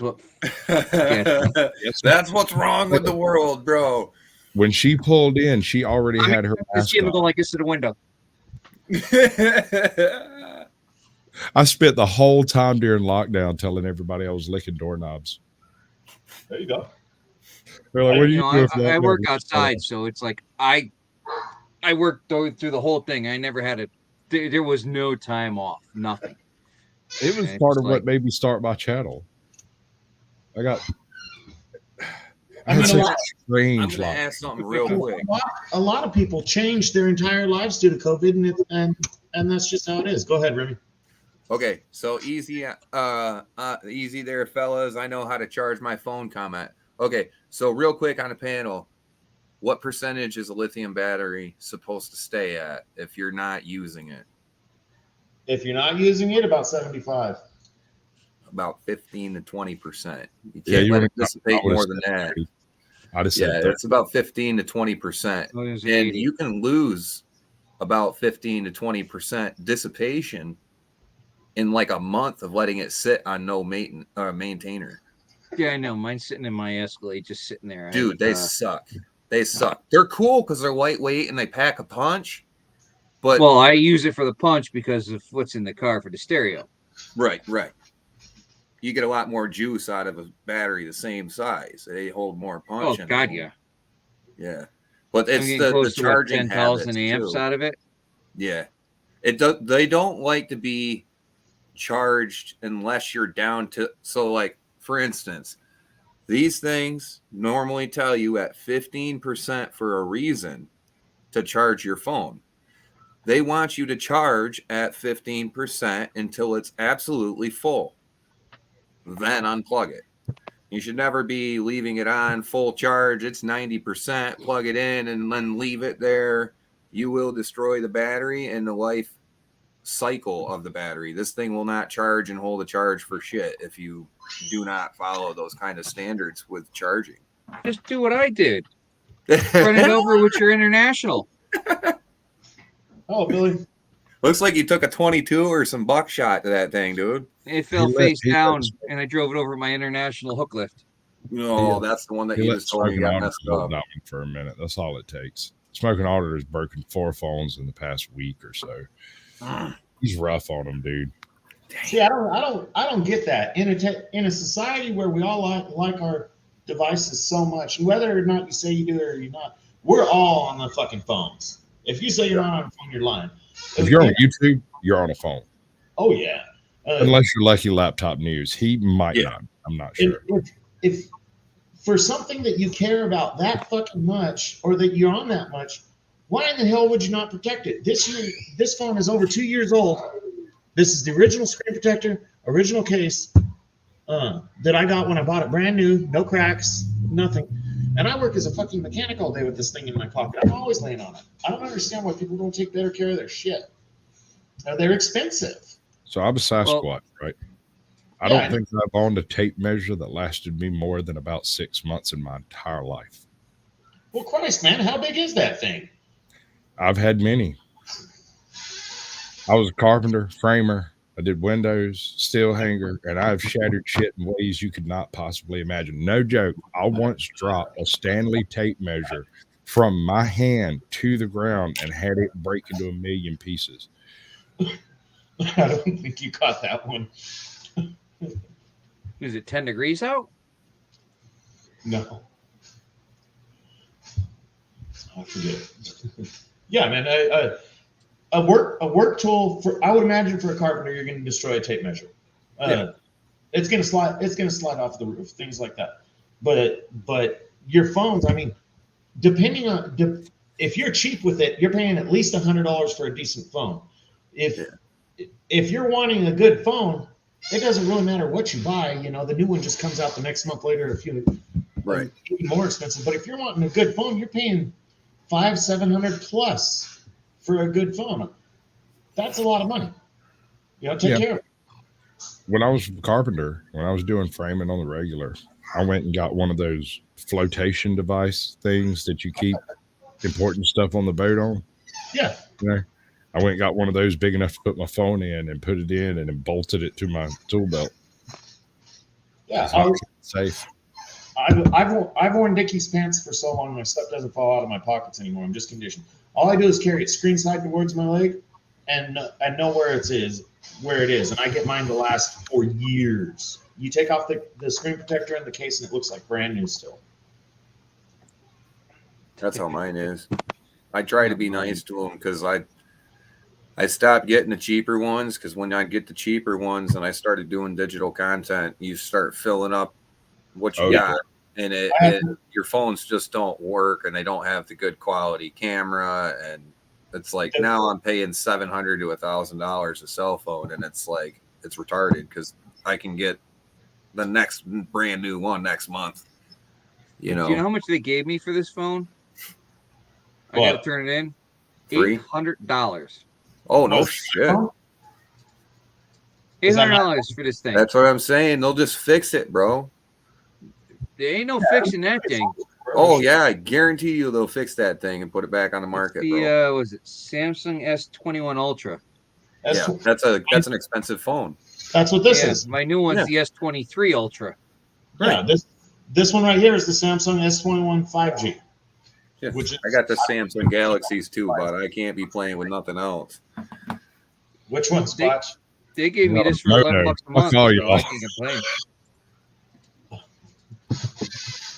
What is that? What I did? I I'm didn't saying know- like a Moto. which one? The Moto G Power? That was a good phone. Get your AC Just on. a random one. It's the one that says "Hello, Moto."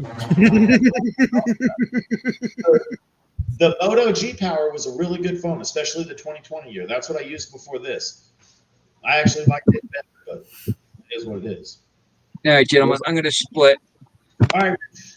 Thanks Peace for out, having Remy. me. Much appreciated. Yeah. Have a great night, everybody. Yeah, those otter boxes are kick ass, Joseph, for sure.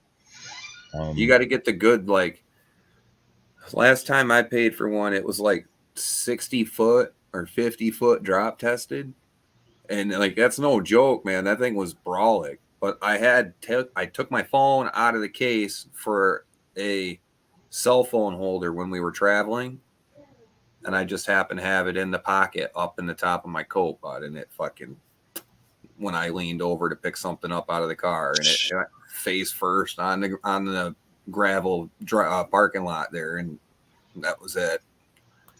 Poked 4 or 5 holes in it, just like John's looked like. Not that bad. Yeah, John's was pretty trashed. Ran it over.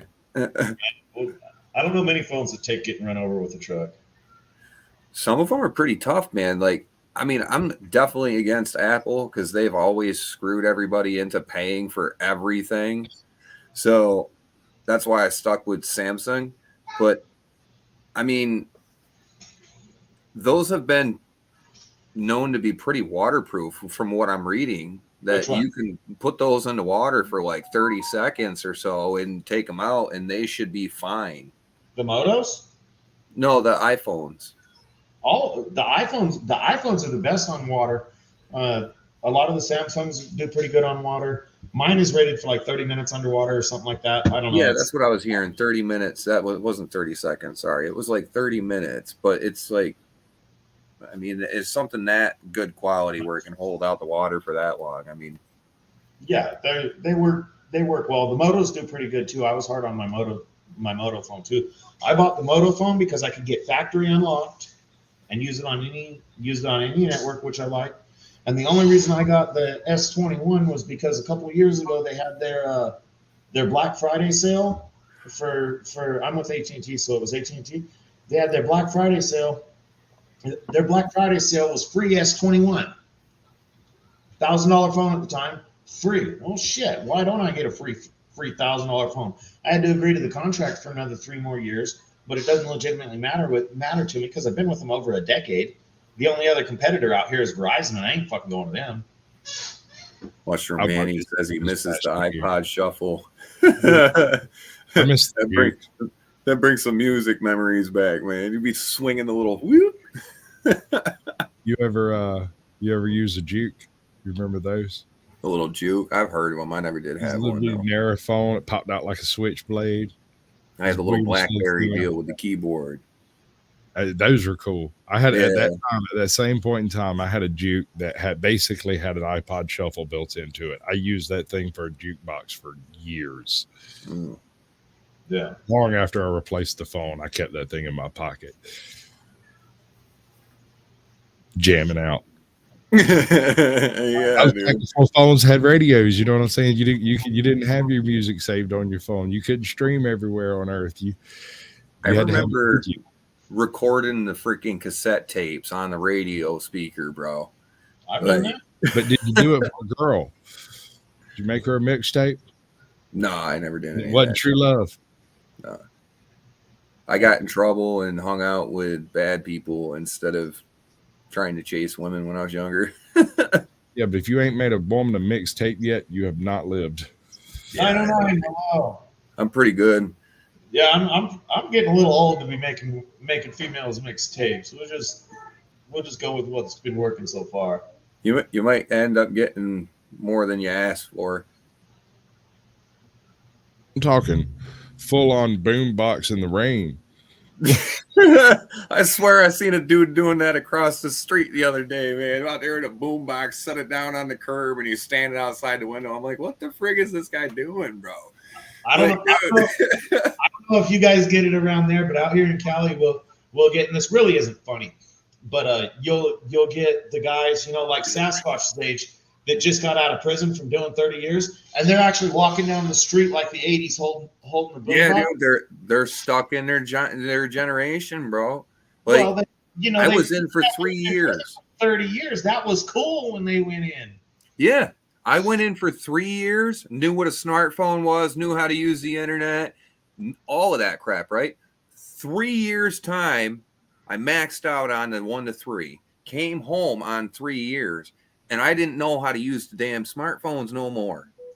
That's how much the formats changed on how to use them, man. And I'm like, I felt like an idiot coming home, but I didn't know how to use the phone anymore. And no, the one that got me, I didn't go to prison, but I kind of opted out of real life for a while and went homeless.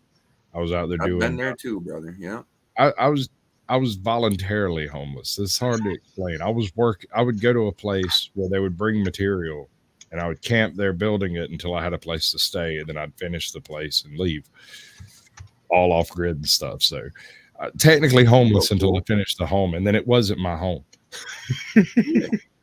So it made money and it kept me out of trouble. And I learned a lot of stuff about myself. But for about 3 years, I was basically completely incognito, off the internet, completely out of touch with. I didn't even pay taxes during that time. No, I didn't do any of that. No, but I lived on a freaking scrapyard, bro. Yeah, had a little camper around a junkyard, bro. I've been there, dude. You know, helping out on a junkyard just for a little spot to stay for a little bit, man. I was content where I was, you know. I just live in, bud. One of the best places I ever actually stayed for like more than like a couple of days for a job. Usually after a week or so, that a hotel room or something would become available. Somebody bring a trailer out there or something, you know.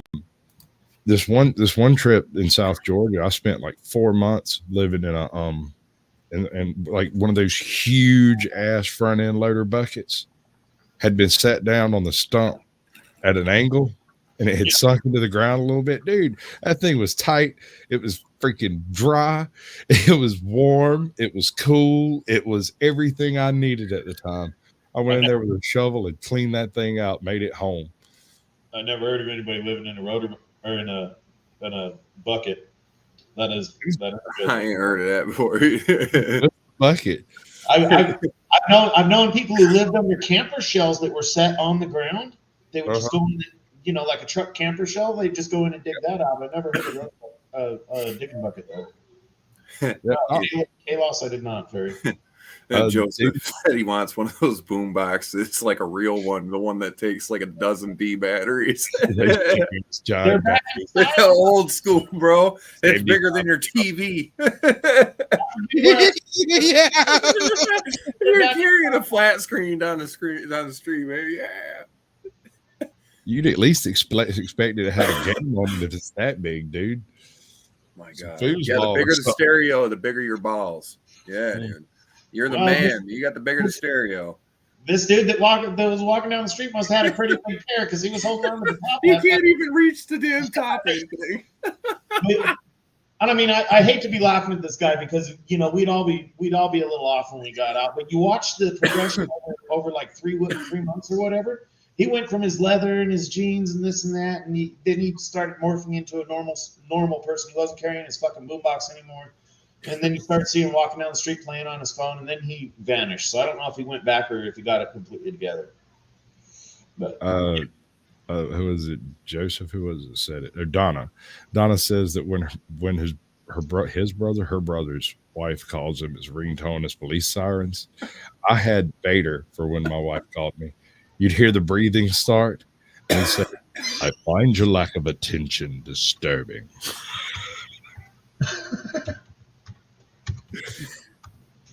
Yeah.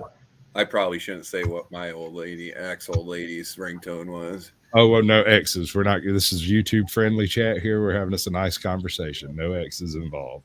No, I mean, her and I will joke about it to this day. I don't think the name of the song is very appropriate.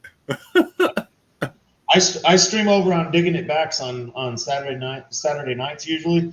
He's got different ringtones for different people, and when his wife calls, it says, "It's the wife, it's the wife." Well, we were laughing at him one night for that. I mean, it's cooler than shit, but Yeah, Joe goes, use a wagon to pull the radio. You got to have a radio flyer with your radio, man. Right. Was it wrong that my side chick was the Imperial March? Who's the Imperial March? It's basically Vader's theme song, the Emperor's theme song. Oh, You know. Yeah. all right, Squatch. So I've been meaning to ask some people this, and I'll ask them over Charles too. What's your theme song, Sasquatch? What would you say your theme song is? Actually, let me rephrase that. 007 wrote my theme song. There you go. What's yours, Remy?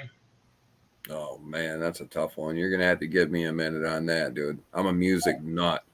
I literally have a channel theme song, dude. I mean, like, I do. If I could choose my own, though. No, I'm saying that your theme song. What's going through your head when you're going in a room or whatever? You know, whatever gives you your The Wyclef Jean version of "Staying Alive." Staying Alive is a good one. You got one yet, Remy, or you guys want to hear mine? You can go, bud. I mainly got an artist because it depends on the day or the feeling of what I'm doing. You know what I mean? You want to go know what's reoccurring in my head? It's Julius Bucket, March of the Gladiators, or Entry of the Gladiators. Sorry. The fucking show is here, bud. Let me You mean like the Circus Calliope tune? Do what? The Circus Calliope tune? That was actually written by Julius Bucket. Entry of the Gladiators or March of the Gladiators. I'll pull it up real quick. I'll link it. But yes, that's the song. It's actually like a 3-minute song. He wrote it in the 1800s. Yeah. Yeah, you may have got me on that one. That might actually be going through my head more often than it should. There you go. Oh shit.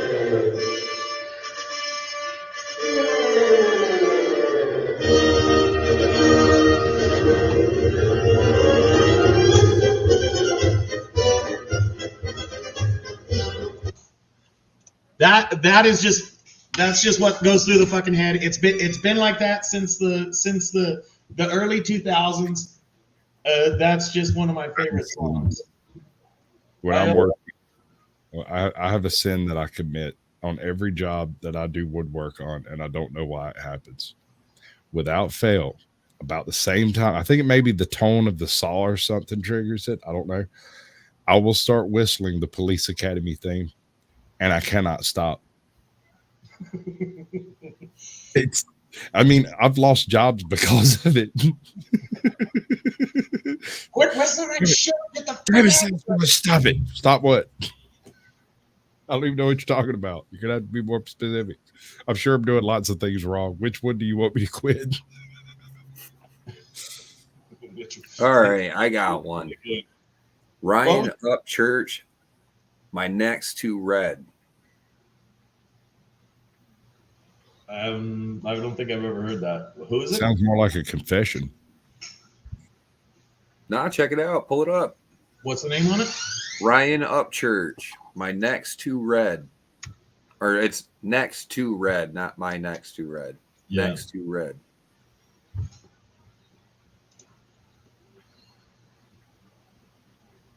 Oh, it's rap.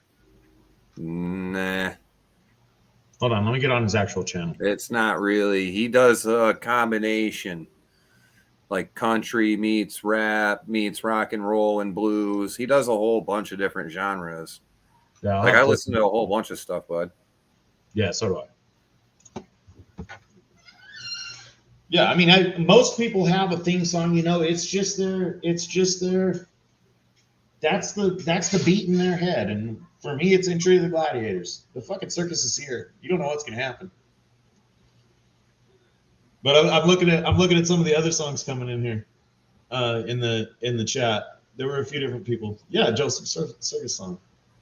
Donna Moskowitz says she loves Upchurch. Yeah, Upchurch is, dude, he's a small town kid, lived in a trailer, like, you know, family just barely getting by. His dad actually his grandpa was Chicken Willie. If you ever heard of him, famous a rooster fighter down south Tennessee. But yeah, he's local of Tennessee. He's self-promoted. He does his own music. He produces it. He puts it out. He's his own label.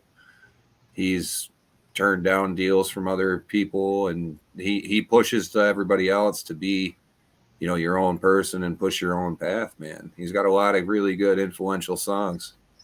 Yeah, I'll have to listen to some of them. Yeah, a little bit of everything for everybody, man. He does a whole bunch of genres. He's got rock albums. He's got country albums. He's got country/rap albums, and then he has full rap albums with country-based lyrics.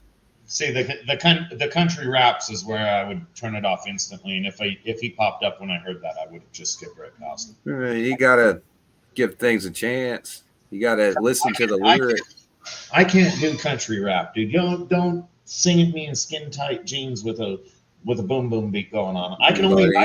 That's definitely not what he is, bud. I can only really handle early 90s rap anyway. I can't do the newer rap. But country rap just kills me. I can't do it. Yeah, he's not.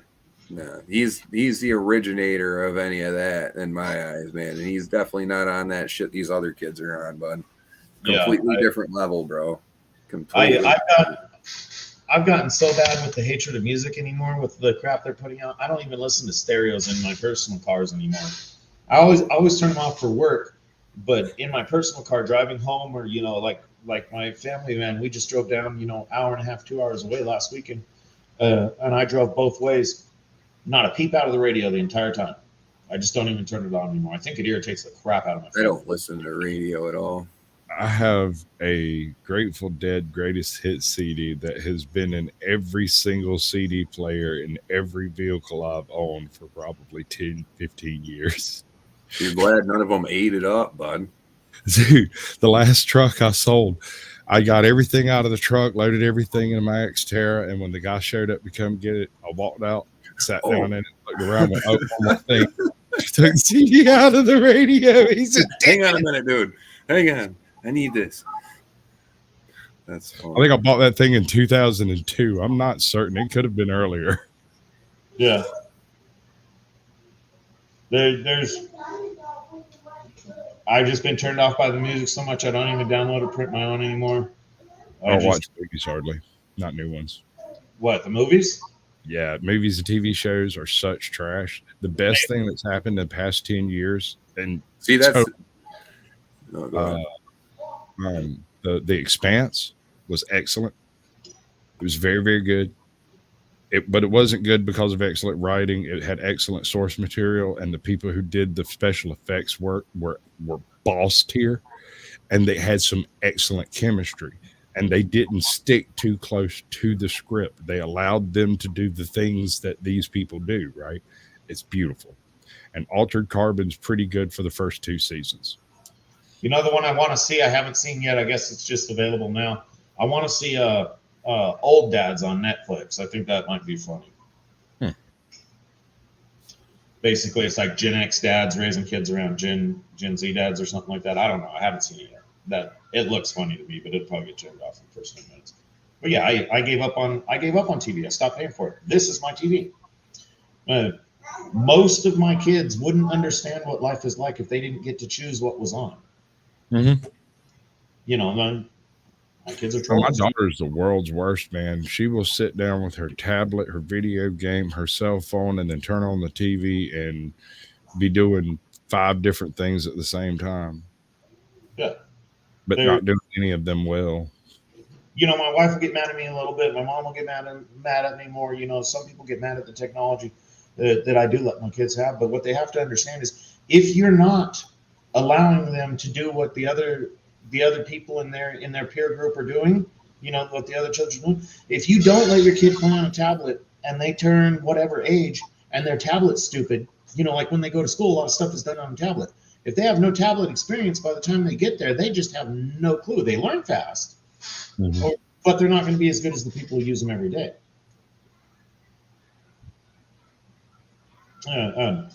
But yeah, they wouldn't have any idea what this is. YouTube is my TV anymore. You can find anything you want on it. It works great for me. We were just talking about it the other night. Some guy didn't know. I think Remy was in chat with us. We were talking about the hobos. You ever watch the hobos on YouTube? Squatch? You've never watched the hobos? I guess not. If I I have but Yeah, you're pretty good at remembering things. Like Hobo Shoestring is still active. Hobo Stove died in a train accident. You know, imagine that. But I like hearing the sound of freight trains. Ran out on a rail. He'll just ride a freight train across the nation. But besides listening to their little hobo stories for the ones that talk or whatever, I personally like the sound of a freight train going down the track. But if you pay attention to them, they're showing you what you would need to know to be able to train hop across the country. And these guys will go thousands of miles. You know, they'll go 1,000 miles a day. Yeah. And over the course of their 1 hour video, and they're telling you the days and times and things like that, they go 2,000 miles over 2 days, and it's like, you'd be hard pressed to get a car that far. That's true. Yeah, it's just straighter lines. But the hobos, they got videos. How much do you know about the hobo language? Are you talking the symbols? The monikers, yeah. Not monikers, yeah. Back when I watched them more, I could have told you more of them. I haven't seen them in a really long time, but I have heard of them and know they exist. I know they had one for talk. One was for talk Bible or talk Jesus, and one was for they would feed you. One was for a real asshole or something like that. Big dog. I've heard of them. I just don't know them. I came across a hobo when I was very young, and his name was Gypsy Joe. As far as I know, the man was born named Gypsy Joe. I couldn't tell you. And just hanging out with him one summer, he ran me across 2 or 3 dozen of those symbols and would point them out, tell me what they were. And I never thought much about them until years later when I was doing one of those off-grid jobs. And things went south on me, and suddenly it looked like I wasn't going to get paid, and there wasn't no point in being out here. And I started walking my way out of one of those freaking dumpster fires, you know, walking about a day, 8 hours. Ain't really made no headway across Georgia, you know. Found me a bridge, was going to sleep under it. And when I got to the bottom of the little hill next to the bridge, I looked over and somebody had sketched a bunch of those little things. And I looked at it and went, wait a second. Hold on. There's a cache right here somewhere. I got me a bottle of water and a can of pinto beans. Yeah. Give me just a second. Let me try and pull that up real quick. I left a $20 bill in the hole. I didn't know what else to do. I was kind of stuck.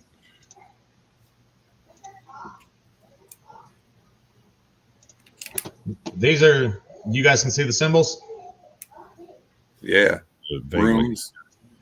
These are your hobo symbols, and you can type them up, but every one of them means something different, and they just got various hobo symbols. This is the most basic one. They're I don't know if you guys can read those. Doctor won't charge is right there. Work available, bread, religious talk will get you a meal, and that's what we're talking about when we're talking about the hobo symbols. But yes, I've heard of them. I don't know exactly, or I don't know what. I don't know them. I can't know them to write them. But when I see them, I have that kind of memory where when I see it, I hear Gypsy Joe explaining it to me in my head. It's that thing, and it means whatever it was that he said. Billy remembers Stove. Rest in peace, Stove. Yeah, they're kind of self-explanatory when you're looking at them, but not always. But yeah, there's hobos on YouTube that film their entire adventure. For Christ's sake, man, Hobo Shoestring has 192,000 followers. Yeah. I mean, this is my TV. You get to pick and choose what you want. You can find shows. and I watch different things in different places. I think Remy was on this. My bedroom TV, where I watch TV going to sleep, because I do watch TV going to sleep, is not logged into any Gmail accounts. It's a completely separate programming when I go there, because it's a more laid back programming. You know, Mine Explorers, Trains, you know, Modern Marvels, crap like that. Manny, there's so many Homeless in America shows, I don't watch them, though. Very rarely do I see them. Pretty much the weirder it gets, the more likely I am to sit and watch it. Like, for instance, there are a handful of people in the U.S. military who have done absolutely amazing services for this country and did not get a Medal of Honor. Yeah. You know? And some of their stories, when you hear them, they're unbelievable. But there's witnesses. They have a whole division swearing it happened just the way he said. So tomorrow, what's today? Friday? No, Saturday, Sunday.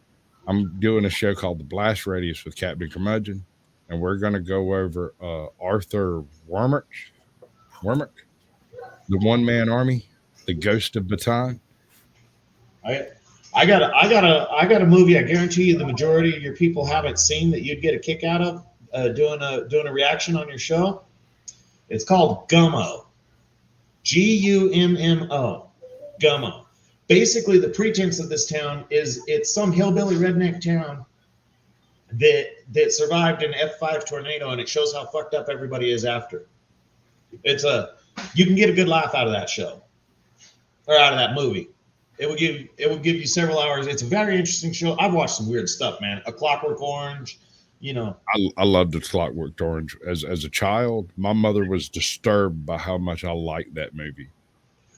My dad showed it to me, but he thought it was a little strange too. But Gummo is not quite to a Clockwork Orange level, but it's right next to it. That sounds really familiar to me, man. You know, I worked at a movie store forever, right? Like, who, you? Yeah, like from the time I was 12 until I was probably 22, I worked entirely through the death of video. That's DVDs, rental, the death of rental. I've still got probably 4,000 movies out at my pop's house from when that place shut down. Wow.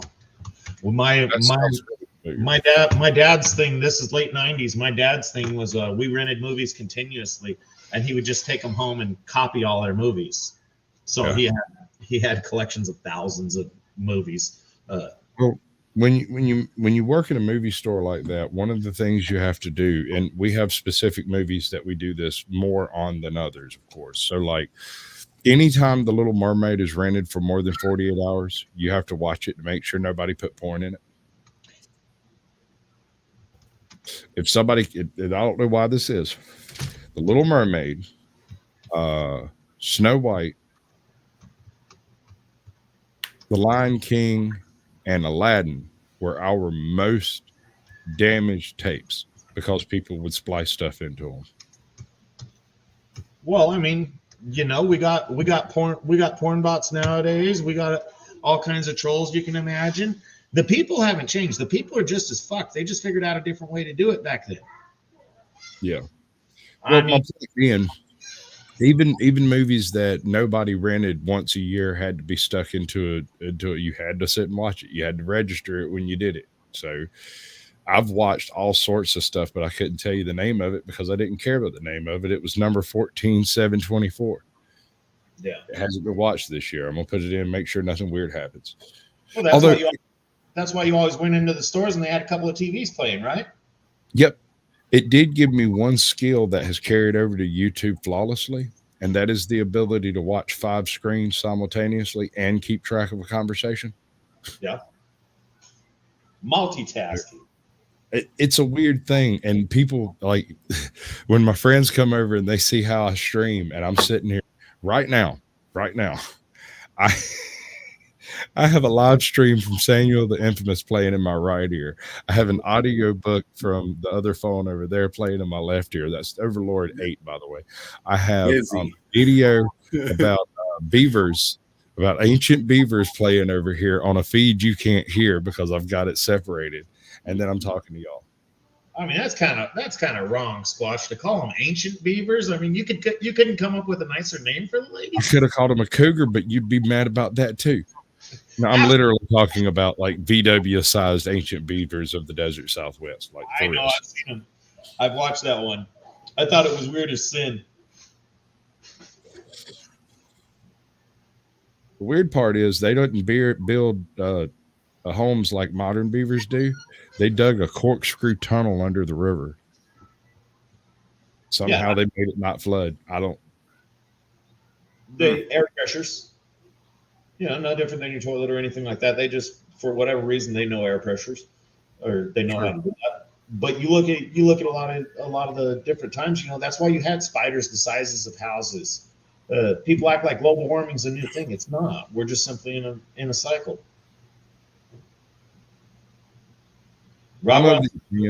Max before they had a VHS.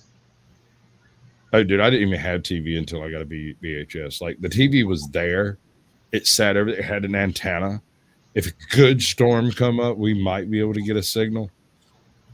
Maybe.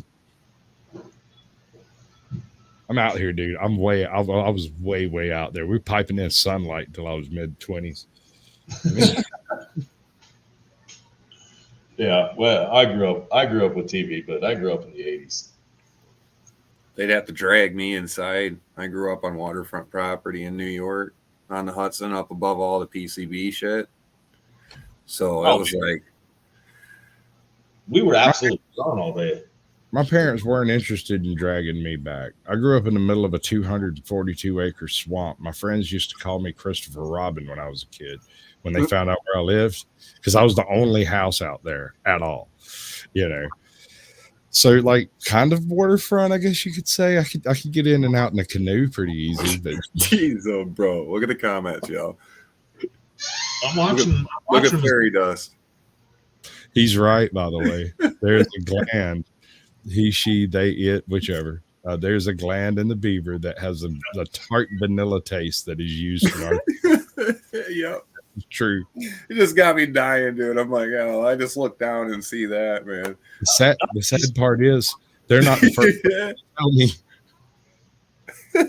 It's just like all the videos you saw where they were talking about the fish flavor in something at Walmart. He said, some kind of fish. I'm sure, Manny.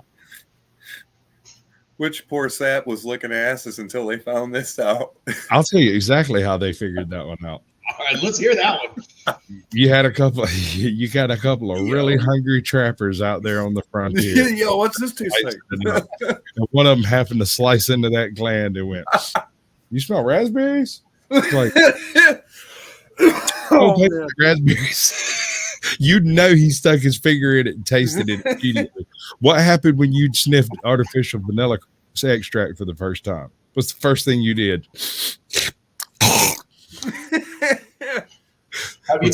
He did.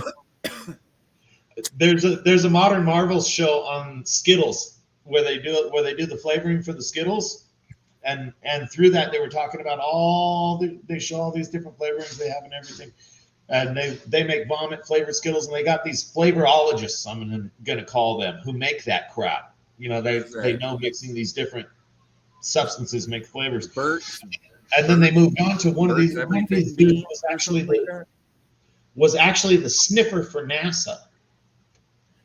And he had to approve of everything because he has like the world's fucking most sensitive nose. The job didn't sound fucking very desirable because he had to do full inspections. My wife accuses me of having a super sniffer because I can be like riding along and minutes or so before she encounters the smell herself, I'll be like, She's like, "What? You don't smell that?" She'd be like, "Oh my God, what is that?" Like minutes later, we've rode past it. And she's like, "What is that?" But like little things, I'm allergic to stuff, so I have to cook for myself, and I give it the old sniff test before I eat anything. If I can't sniff it, I don't eat chitlins. If I can't sniff it and still eat it, I ain't doing it. That's another thing. If my dog turns it down, I'm done. Yeah, that's big facts. I ate some Wiener Schnitzel one day. You know, stupid mistake, but I did like Wiener Schnitzel. I ate some Wiener Schnitzel one day, and I set the plate down for my dog because it was just me and the dog here. And the dog walked up to it, smelled it, and walked away. I felt really dumb for eating that. I won't eat snake. You won't eat snake? Never had snake. I was at a party one night and somebody killed a rattlesnake and they cooked it and they fried it. They sauteed it. They cooked it 4 or 5 different ways. And I never did eat any. In fact, as closest I got, I picked up a piece of the fried rattlesnake and I peeled off a piece of meat and went to take a bite out of it. And the dog was staring at me like, I reached down and he sniffed it, stuck his tail between his legs, walked away, and I tossed that shit on the ground and walked away. I will not eat it. Nope. I don't blame you. I know I got a family member that won't eat chicken. He grew up poor, so he had to eat chicken continuously, which means they raise chicken continuously. He says a chicken will eat anything. He just absolutely hates chicken, won't eat a chicken. Yeah. Thinks they're I just kind of feel that way about pork. I grew up on a pig farm out there in that swamp. So like there was an unlimited source of pork. You know, we had 5,000 pounds of pork in the freezer. Bacon. All But sorts. y'all could have the biggest slabs you wanted too, man. Oh, Dude, yeah. We did all that stuff. I'm talking like the whole hog killing day thing. That whole thing. you threw it. Did you guys do the cold trench? Did you cold smoke it in the trench? Dig a hole and drop it down in there? You name it. Dude, we're in a swamp, so you can't really dig much. Oh so. yeah, that's right. You're in It'd water. be above ground, but the same thing.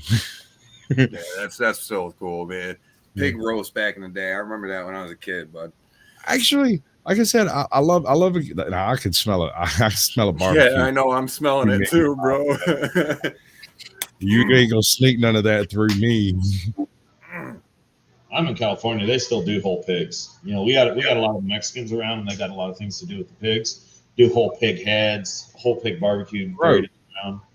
My pops has a full T-bar spreader rotisserie rig for putting over a fire, like 200-pound hog. Like rotate that thing. Yeah, hog, Two not of them pig. together. Hog. Yeah.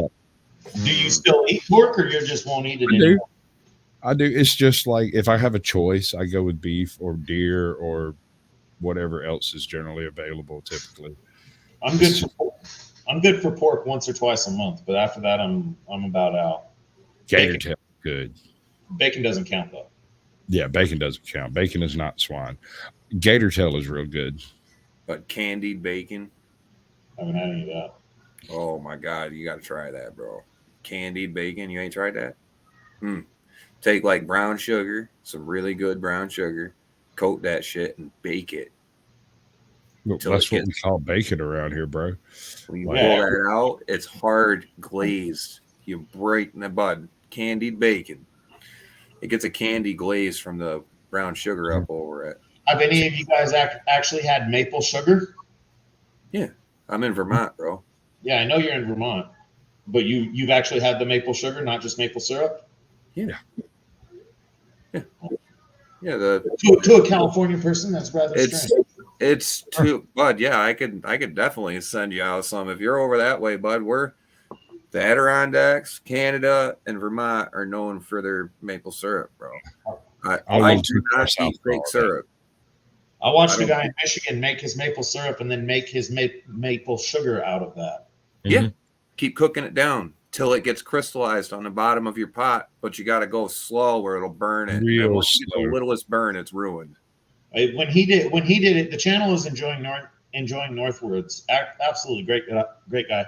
When he did it, he used a thermometer and got it up to a specific temp, like 172 or something like that. Then he pulled it all completely off of the fire and hit it with a blender for about 5 minutes, and it turned into just granulated sugar capsules. Mm-hmm. It's just crystallized. You're just cooking off the water out of it. That's all. Did you know? You can do that with artificial. Did you know that artificial spider webs are made using a hot glue gun? Yeah, I did see that. Yeah, I do that every time I use a hot glue gun. Yeah, they do it on purpose. Some of the wigs that they make for people, they're done synthetic, and they like stretch out this plastic crap until it's real thin, and then they chop it off. It's just weird how they make them, but Same thing with the fake synthetic wigs. Well, I mean, you look at all the weird crap we're coming up with now. Imagine the people that first started coming up with some of this weird crap. You know, late 1800s is when we really got weird on stuff. But I'm such an idiot. I'm such a moron sometimes. I can't control my mouth sometimes. I go into a store the other day and I walk in and there's this absolutely beautiful young black woman behind the counter. And I'm taken by how just amazing her hair is. And I look her straight in the eye and I say, your hair is absolutely beautiful. How many cold horses are running around tonight? And then I just stared at my feet. Jesus. I'm sorry. I'm so sorry. I don't. Everybody in the line behind me just turned around and started putting their stuff back on the shelves, laughing. They're just like, that one was standing there like, what a dick. I didn't mean to. I didn't mean to. Oh yeah, you kind of forget you're in public when you say the shit, but I forget what I meant sometimes too. I don't forget. I just don't care. I just didn't realize that I was saying it out loud. I was just thinking it. I thought you thought you were streaming still. No. Dude, see, that's the thing. Like everybody on YouTube catches hold of me in like small doses. Now, can you imagine having to deal with this every single time you needed to ask for something? I never answer questions directly. You can't have a straight conversation with me. It's absolutely impossible. I've had cops give up on writing me a speeding ticket because they couldn't stop laughing. And it's because when I get nervous, I do this. You do what? This whole thing where it's entertaining and I don't mean for it to be. What are you going to do? I take full advantage of it. You're talking to a guy who talked his way out of 19 felonies because the judge thought I was humorous. If you can make them laugh and make their day, why the fuck not, bud? Give them a free pass, bro. You know what I mean, dude? Like, I've gotten off of some pretty good shit just talking to him like a normal person. Old school story for you. You know, this is early 2000s. Me and two other guys were flying up the street. We were taking one of the guys home and dropping him off. We were smoking a little bit, and we dropped this guy off. And in the process of dropping him off, I don't know where my paraphernalia went, and I get pulled over like two blocks away, and cop on each side, and I'm looking everywhere for registration that I don't have, and I know I don't have it, you know, but I'm looking for the registration that I don't have, and I open the glove box. Well, my genius fucking friend threw my paraphernalia in the glove box, and the second I opened it, it was like two godlights just hit it, ding, and I slammed it closed real quick. The cop says, "Well, what was that?" "Open your glove box back up." So I open it back up. He says, "So what's that?" And I, "Well, I guess that would be my dope pipe." Talking to them like normal people is all you have to do. They're not anything special. No, but I can't talk to people like normal people. I don't know what normal is. If you ask me a question, without fail, I will consider the correct logical way to answer your question, the answer that you want, but what comes out of my mouth is something to the left turn of that. It's just as correct. It's just that it doesn't give you any information. My mom used to beat me for that crap. My dad got sent in for a psych evaluation by one of his bosses. He was a union guy. They sent him in for a psych evaluation. So the psych evaluation, they held up those ink blot test things. And the guy held it up, and my dad would be like, "Oh, that looks like a butterfly." "Oh, okay." And then as the guy's getting ready to put it down, "Or the devil fucking a pig." And he did that with every one of the ink blots the guy held up. And you know, my dad had a huge porn stash, and apparently he was sexually minded. But he did that with every ink blot the guy pulled up, and he wrote in the report, "Well, the man seems perfectly normal, although he does have quite the affliction to porn." I think the best crazy story I ever heard. I had a buddy of mine named Daryl, and his real dad came and visited him once. And right after he left, he told me this story about his real dad. Okay, so his real dad got drafted into the military back during the Vietnam War. And when he went to boot camp, he did a absolutely respectable job all the way through boot camp, with one exception. Every single piece of paper he saw on the ground, he would break formation and go pick it up, look at it, and then throw it back on the ground, go back and get in formation. And they put him in the brig, and they demerited him, and they did everything they could do to him. But without fail, if he saw a loose leaf piece of paper, he would run 2 miles to go catch it in the wind and then look at it.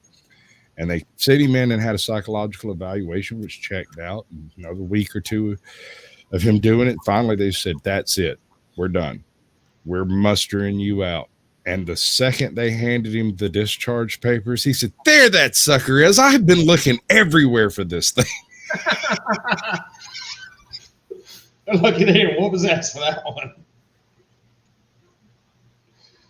He got it.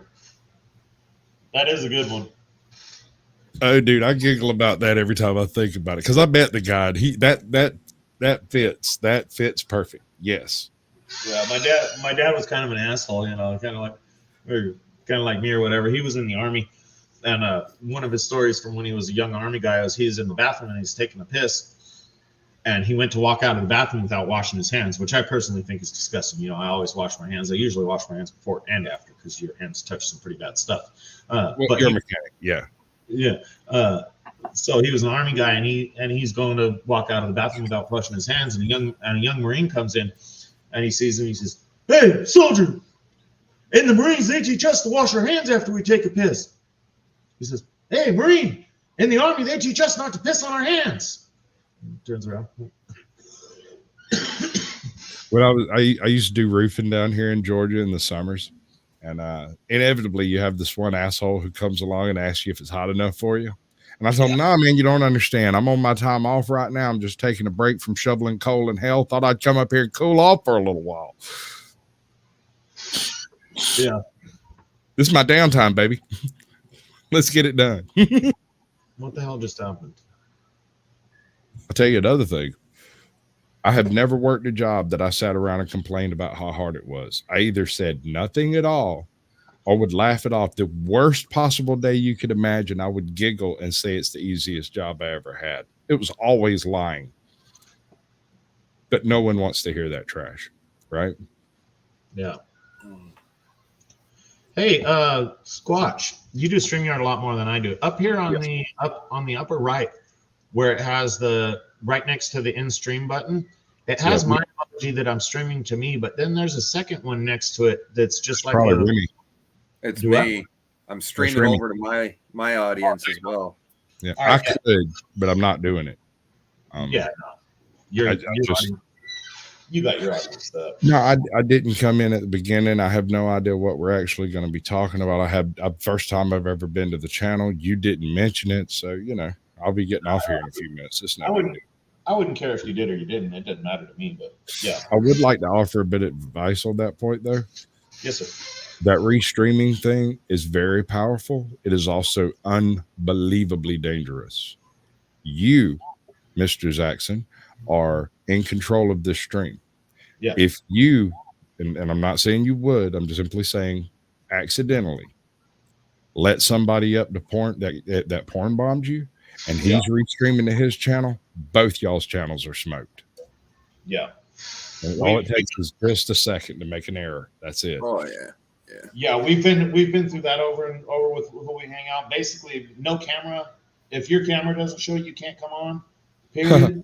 and once it does happen, it's just immediately into everything, delete video on YouTube, and you can usually shut down. Did you get to it quick enough? Yeah. Yeah, let me show you something that will ruin every plan you've got to prevent it from happening. What in the heck? I can put anything on this screen I choose to put here, including you, and come in as you on your own show, showing you from a previous video or from this current live stream, or come in as him. I will get in there. You will let me ruin your channel if I decide to do that trash. But I quit that long ago. I'm a retired troll. I don't do any of that stuff anymore. Instead, I sit around and go, ooh, ah. There you go. No, that's good. It's great advice, and we know about the porn bombs a little bit. It's all in your computer skills. Where did you get your computer skills? Mine? Yeah. Okay, so that's kind of weird.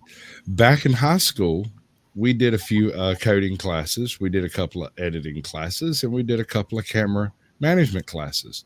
That would be like 1994, 93, right? I worked with a little bit of a solid state OBS board type thing. I had access to a mixing board and a handful of computers, and I learned a little bit of coding language.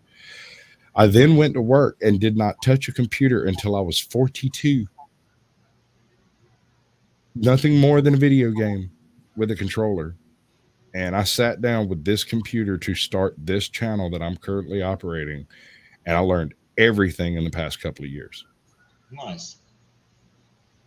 I'm all self-taught. I did a little bit in school, but I'm not a computer nerd or nothing like that. But everything I know how to do is self-taught just because I adapt. That's part of the reason why I offer the After Dark section of my show. A lot of people don't show up to take advantage of it, but if I know how to do something, I have no problem helping somebody else figure it out. Because here's the thing. I can't tell you how to do it because I don't know what kind of computer you have. I don't know what kind of resources you're working with. I don't know what the size of the files are you're pulling. I don't know what type of any of that. So I can't tell you this will work. Yeah. I can tell you how I do it and 4 other ways to do about the same thing. Yeah. No, I completely understand that. My entire work is in a very exacting, vague as shit field. You got to be very exact with what's wrong, but there's a whole lot that could be causing that. Mm-hmm. And I completely understand that. I can't tell you how to do it. I can do it. Electrical. I can do electrical all day long. It doesn't bother me for the most part unless I'm working on weird shit. But I can do electrical all day long. It doesn't bother me one bit. You call me on the phone and ask me to walk you through diagnosing your electrical. I can't do it. I'm madder than fucking. I probably don't even like you anymore. I just can't do it. I don't mess with electrical in the first place, dude. I can't see it coming. I can't hear it coming. I can't smell it coming. And it's trying to kill me currently, right now.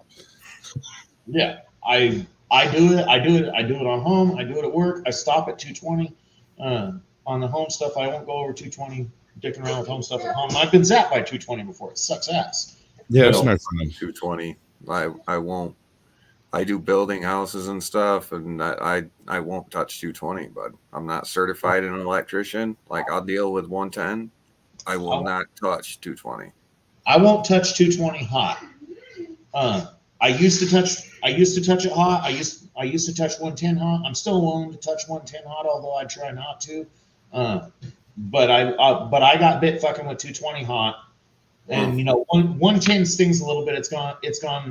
220 will lock you on it. Yeah, 220 lock you on a little bit.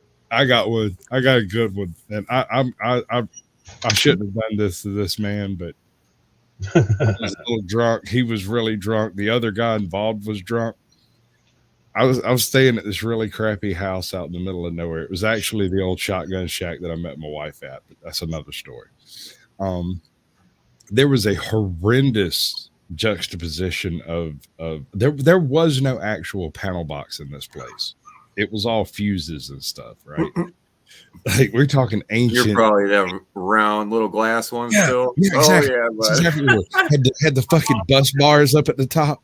Anyway, yeah. Okay. So make me cringe thinking about it. And the chick I was dating at the time was washing dishes, and I'm cooking eggs over here, and I get done with something, and I got my hand on the eye. I got my hand on the pan, touching the eye, and I hand her a pot with my hand. She's got her hand in the water, the hot water, and she reached over, grabbed that pot, and it knocked us both out. Like blam, flatline. We just sat up on the floor a little while later going, what the hell just happened? Like, what in the world? I've seen. Okay. Hold on. Fast forward 2 weeks later, a dude shows up and he's hitting on all this chick's friends. Like he's really making an ass of himself. He's grabbing on them, pushing on them, and he's drunk. The owner of the house asked him to leave. My buddy is over here cooking, and he's over here washing his hands in the hot water of the sink. And I told him, bro, you can leave, or I will touch you in your forehead and make you see the face of God.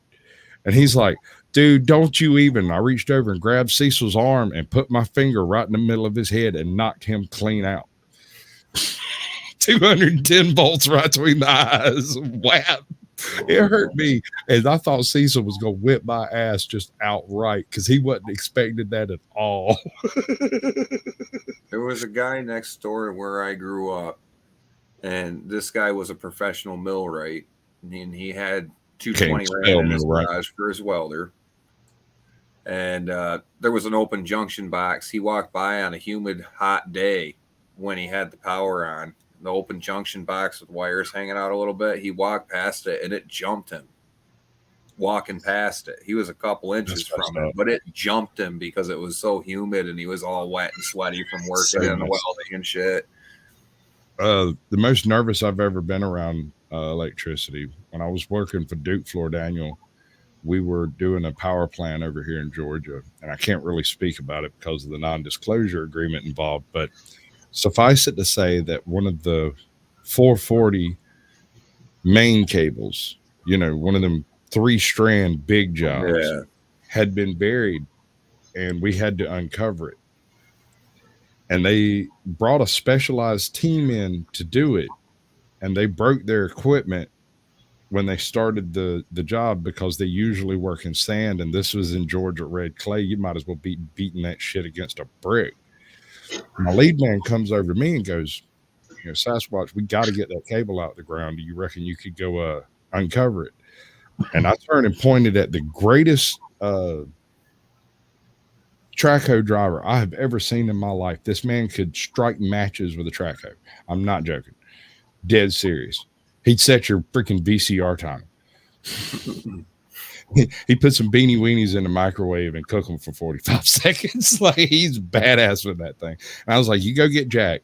You get Jack to agree to do this, and I will uncover that wire. I said, but I'm doing nothing else. That's all I'm doing. He's like, all right. We made 148 foot of that wire free before we did not cut it. We found a cut part in it. And the very second I found that part, they gave me a flare, the big smoker flare. And if you cut into it, break the flare and stand flat footed, don't move, that whole 9 yards. I popped that flare, tossed it over my shoulder, stood on 1 foot for an hour before they come over and said it was clear. And then I took the rest of the day off, come in and started again the next morning. By the end of the first week, I smelled like mushrooms. My whole body smelled like fear. We had a guy down here at our local military base. The electrician was training a new guy, or new electrician, whatever. I don't know what voltage it was or anything like that. But the guy's walking him around, and he takes him over to the panel or wherever the open voltage is, and he's explaining to him, don't go near this, blah, blah, blah, it'll kill you. And he waved his hand by the panel. I've seen the dude blow off his finger doing that very thing, pointing at stuff. And don't put your hand between this and this. Tow! Somebody call an ambulance. Yeah, that's why I stay right away from that shit, dude. Like, I'm comfortable with getting hit with the 110, you know what I mean? That don't bug me any, but definitely not playing around with like 220, 240, 3-phase, like Mushroom Manny was saying. Like, definitely not farting around with any of that stuff. I'll call somebody to do it just because I don't want to mess up. Well, that's exactly the reason he come and got me to do it, was because I was the only one safety classed out on that stuff and wasn't an electrician. Yeah, he's saying arc flash is real. Yeah, that's real shit, dude. I seen somebody walk past a junction box open and it jumped them, dude. Like, I was like, dude, no way. Like, 110, I'm the worrywart that has the freaking probe tester on me the whole time I'm working with stuff, you know? I know it's off, but if somebody went downstairs and they were farting around with it, I'm going to double, triple check real quick before I start farting with it, because I'm I've not doing accidentally this job. popped outlets, and I don't want to have a fire happen. I have PTSD over houses catching on fire. I've been I in 2 understand house people fires. have to work. I have so many skills that I've gotten from being fired from so many jobs that I can walk away from this job today and go right down yonder to the next place over yonder. And I guarantee you there is something there I can do worth money. He's got the Wayne's World of construction shirts. Sort of. What? You got a roofer? Hold on, let me find that one. Yeah, I'm a roofer today. Yeah, no, You don't. I'm off the mark. As a byproduct of my attitude and how I respond to people and how I don't really think about the things I say before it comes out, you know, I got fired from a whole lot of jobs just because people can't take a joke. And as a byproduct of that, I have a very impressive list of skills that are none of them are really professional level except for my window making and carpentry skills. Those are full on brake. I'm an expert at brakes as well. If it stops, I can stop it. That's awesome. I mean, and here's the funniest thing. I got a head injury a few years ago. And right after that happened, I was really, really confused about a bunch of stuff. And I kept having people come by and they would come in and tell me about how horrible their brakes were. And I'd be like, man, that's real tough. I don't know. Maybe you should take it to a shop or something. That's what I'd do. And they'd just look at me funny and leave. And then one day my dad came over and he was talking about how bad his brakes were and how he needed to have them changed. How he had the pads in the truck. And I was like, yeah, sounds pretty rough. You should probably get those changed. He's like, get in the truck. What's up? He's like, get in the truck. I got in the truck. He took me to the hospital, gave me an MRI. I had a hematoma over half my brain over here. I didn't know what the hell was going on. I had no idea. I had gone for a walk one day that week and gotten lost right down the street from my house. Not a block away. You from down south, Sasquatch? I heard you talk about that Georgia clay. I just come up from there on 2020. I was down in Mobile. I'm near, not far from Milledgeville, just south of Atlanta. All right. 2.5 hours south of Atlanta. Yeah. Oh, you're talking Georgia. Yeah, no, I was in Alabama, but I was in Georgia before that. Yeah, but that's if you're in the Piedmont, the fall line, that's got the same red clay. That stuff will stain God if he touches it. We went out on one of these people's they had like this family ranch. It was more like a homestead, man, like a legit homestead. And we had this like 4-wheel drive mud truck that they let us ride in and shit. We just took it out in the cow fields, the cows out there and shit. That truck was like dark green when we left, came back in, and that thing was red, bro. It was caked on 2-3 inches thick, man. And cow shit. You know what color this clay is? When you're riding through town, you might not see it in California so much, but you've seen it on movies. The red bricks that you see schools made out of, that's the dirt he's talking about. The same red is that. We get some crap out here called caliche clay. It's just slicker than snot. A little bit of clay, but it's not the stain everything clay like everybody else has, or like other places have. It's just slick as clock. This stuff's called kaolin, and it is sleep. Oh, good God! Yeah, it's lose an entire tractor in this shit. Yeah, if it gets wet, it's like, yeah, dude, it's like a slip and slide. So we went up this one cow hill, and we were going like this. I swear to God, this thing has super swampers on it. They're probably 44, 45 inch tall, freaking 12-inch wide at least. Hammering up this hill 4-wheel drive high. We get halfway up this thing, and this freaking mud slick snot shit had the thing slip right down sideways, and we're back on our trip downhill, bud. Try again. Been there. And you know what would make you mad? I'd take a front rear drive Tercel and drive up that hill because I've got experience, but I won't drive in snow. I can drive on that trash. I'll ride right down that road. 2-3 inches of snow on top of it, bud. It wasn't that fun, man. Like that. No. That's one of them 4.0 Jeeps. So they're tanks, man. But it couldn't take it. It just too slick. What I'm driving right now is a 3.3 Xterra supercharged. That thing go anywhere. Like I haven't checked into those much. I ain't seen them. Nissans have a bad reputation in the U.S. just because of their gas engines, but worldwide, they're actually very capable four-wheel drives, up to and including the point if you can get your hands on a fucking Nissan GU, they're even harder to destroy than a Land Cruiser. The engines aren't as good, but the axles, the running gear under the Nissan GUs are even tougher than the Land Cruisers. I like the D21s. Nissan has a pedigree for off-road. It's just in America, the gasoline engines in everything is holding everybody back. If we were diesel like Australia, Nissan would be right up in the pinnacle of everything. And I'm aware of the negatives of that supercharger, but brother, coming from a regular air aspirated 3.3 to that supercharged 3.3 is a whole different thing.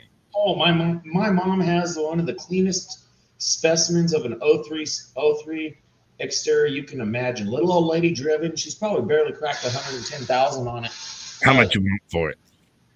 Well, I'm trying to get her to get rid of it. I'll keep you in mind. But it's ultra.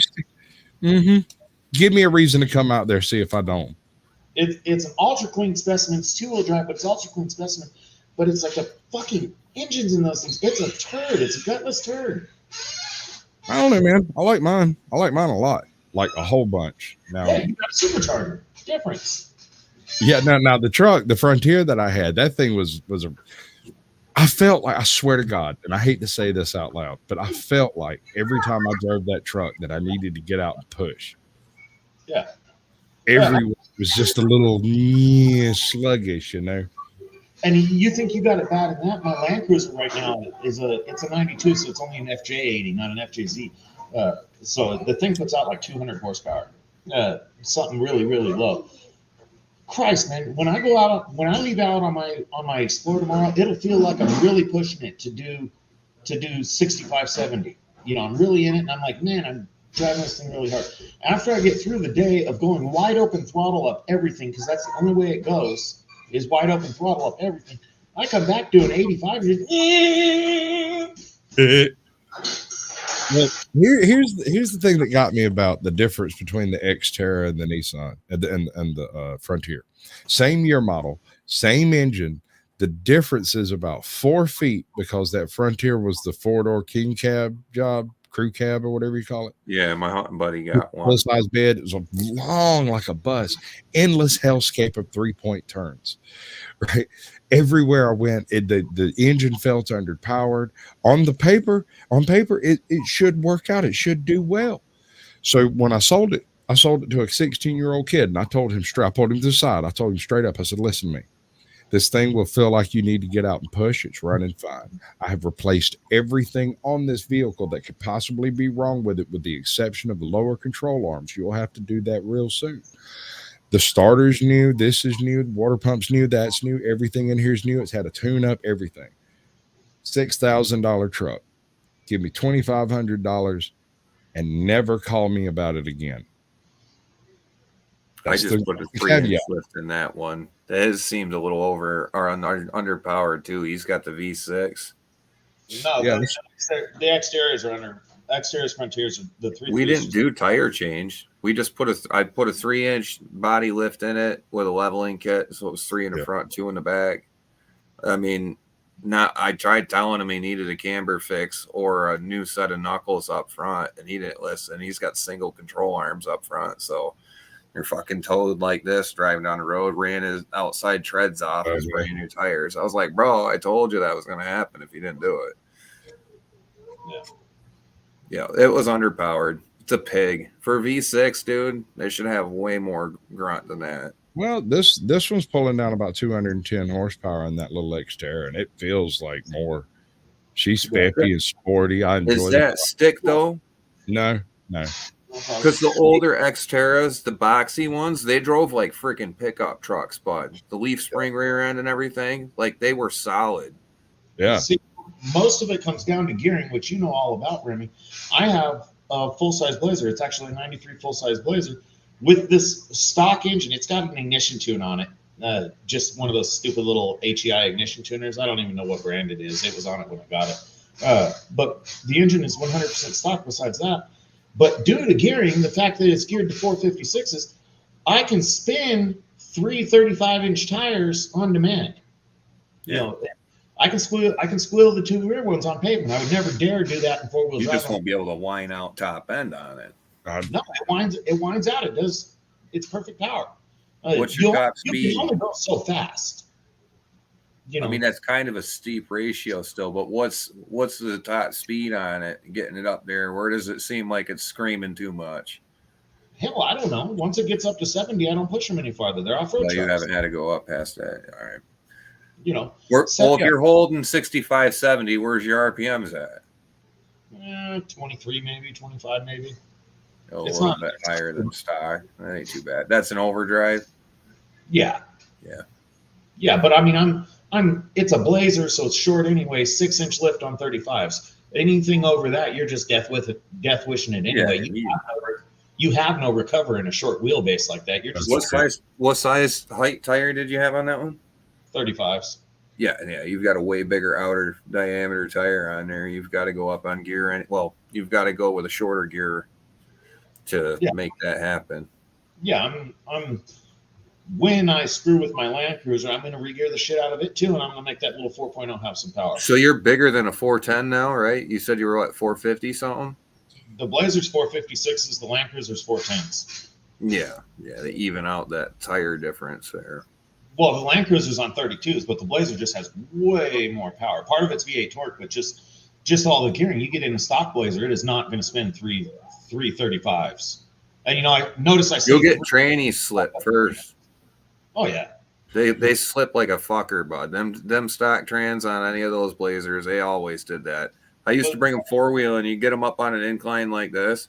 You stop them in the middle, give it the gas after, and let off the brake. It'll just sit there and spin the torque converter out, bud. Don't even try. that truck will climb anything I pointed at. Yeah. It'll do it spinning tires. I've actually had to condition myself into running around in 4 low more in it or 4 high more in it, just because I like spinning rear tires. But I just coughed up for a brand new set of 35s, and I don't really want to do that again soon. Right. My dad had the 1500 Silverado Blazer. It was a 97, the big ones. But just before they did that, the whole entire you can't make SUVs so big the dealerships can't manufacturers. Remember that shit? Well, back when they were talking about SUVs being too tall and stuff, and people were rolling them. Well, right then, that's when they started making their trucks lower to the ground. But he had one of the 97 two-doors with a 350 in it. He had 30s on it, and that thing was a freaking beast, bud. That's what mine is the full-size Cheyenne. You got a 5.7. I got a favorite that I always wanted. I never managed to get my hands on it. 2 of them, actually. In the mid-90s, I think it was 91, 92, somewhere around in there. GMC made the Psycho. Yeah, the Cyclone and the Twister. Cyclone, that was it. Yeah, there was 2 of them. They had the Cyclone and the Twister. They did the S10 Blazer and the pickup. Right. Those things was all-wheel. They were basically Astro vans on steroid and acid.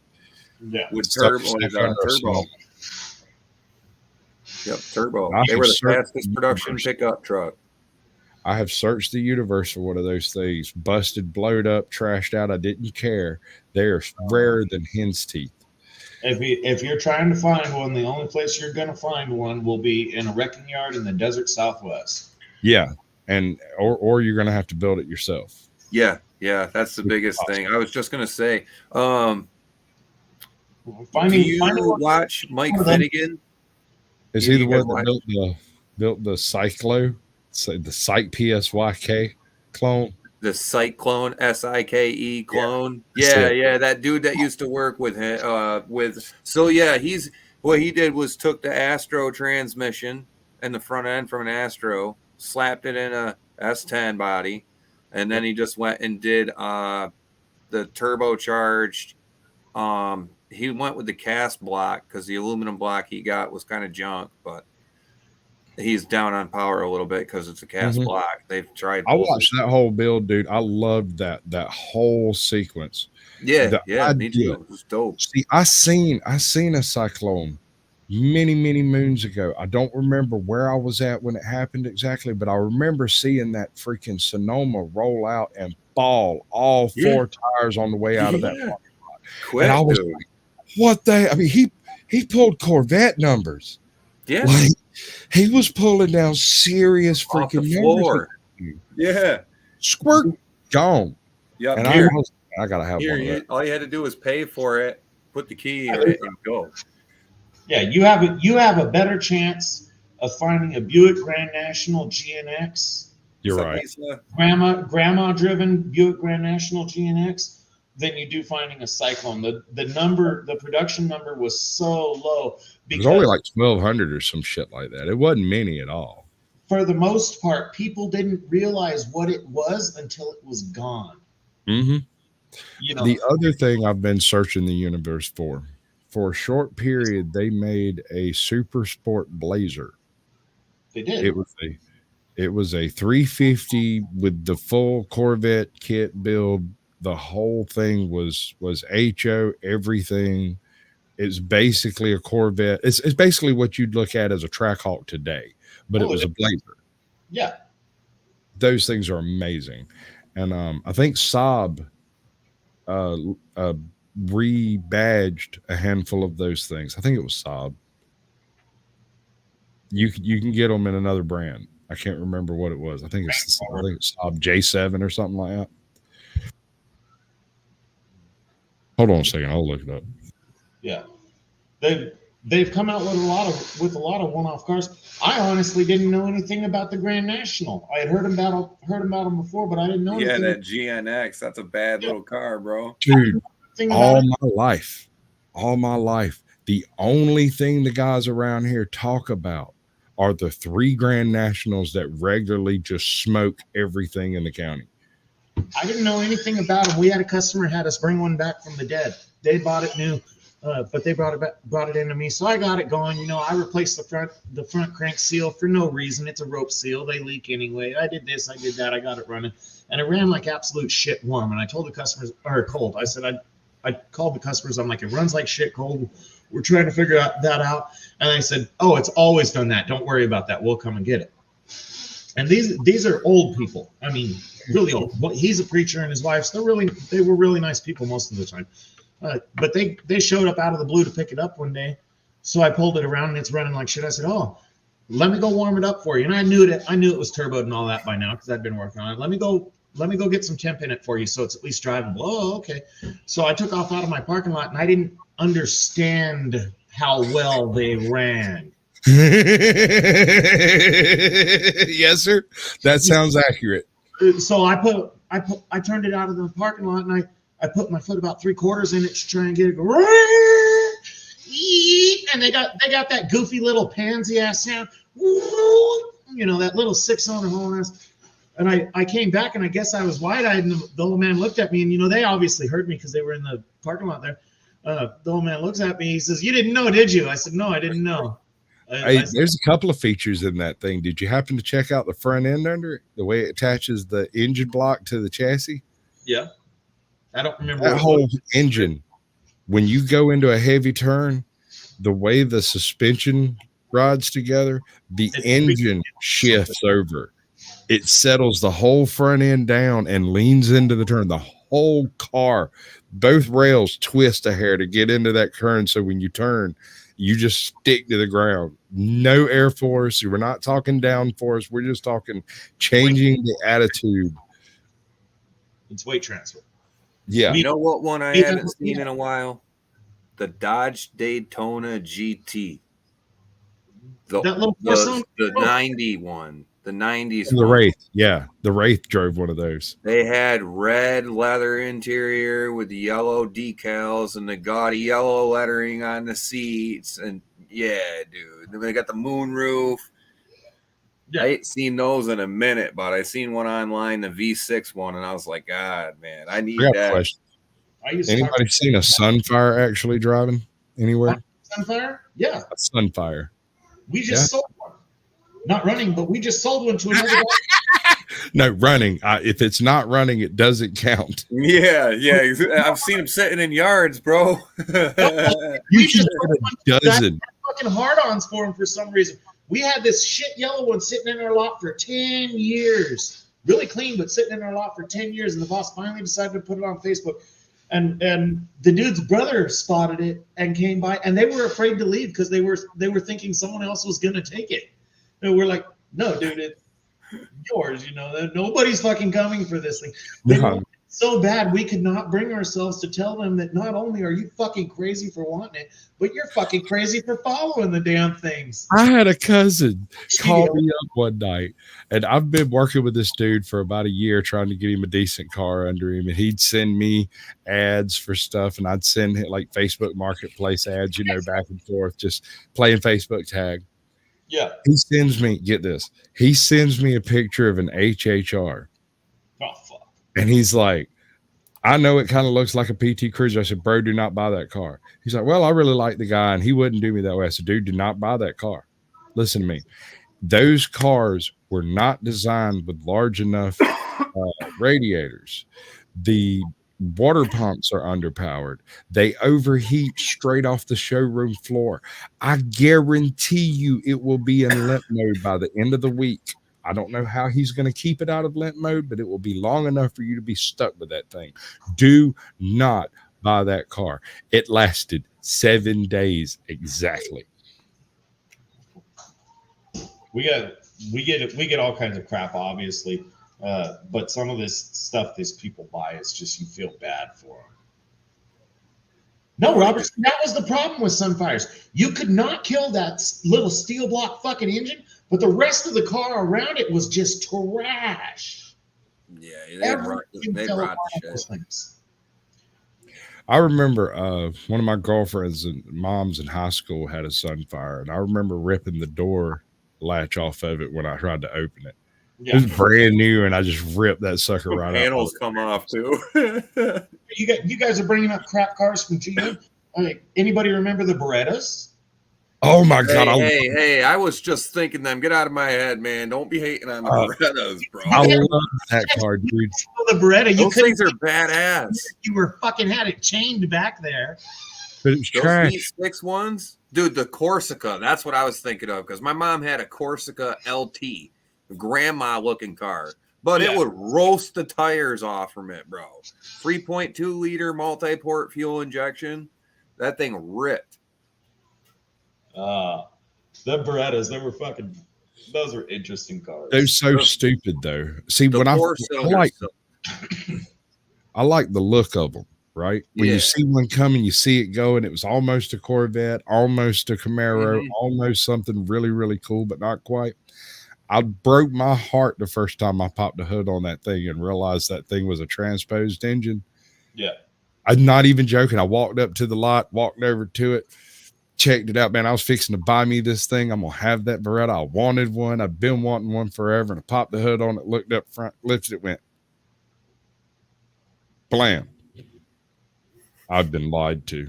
And I just turned and walked away. I ended up getting me a little Mazda. Well, it's just like comparing the Impala SS to the GTO, the mid 2000s ones.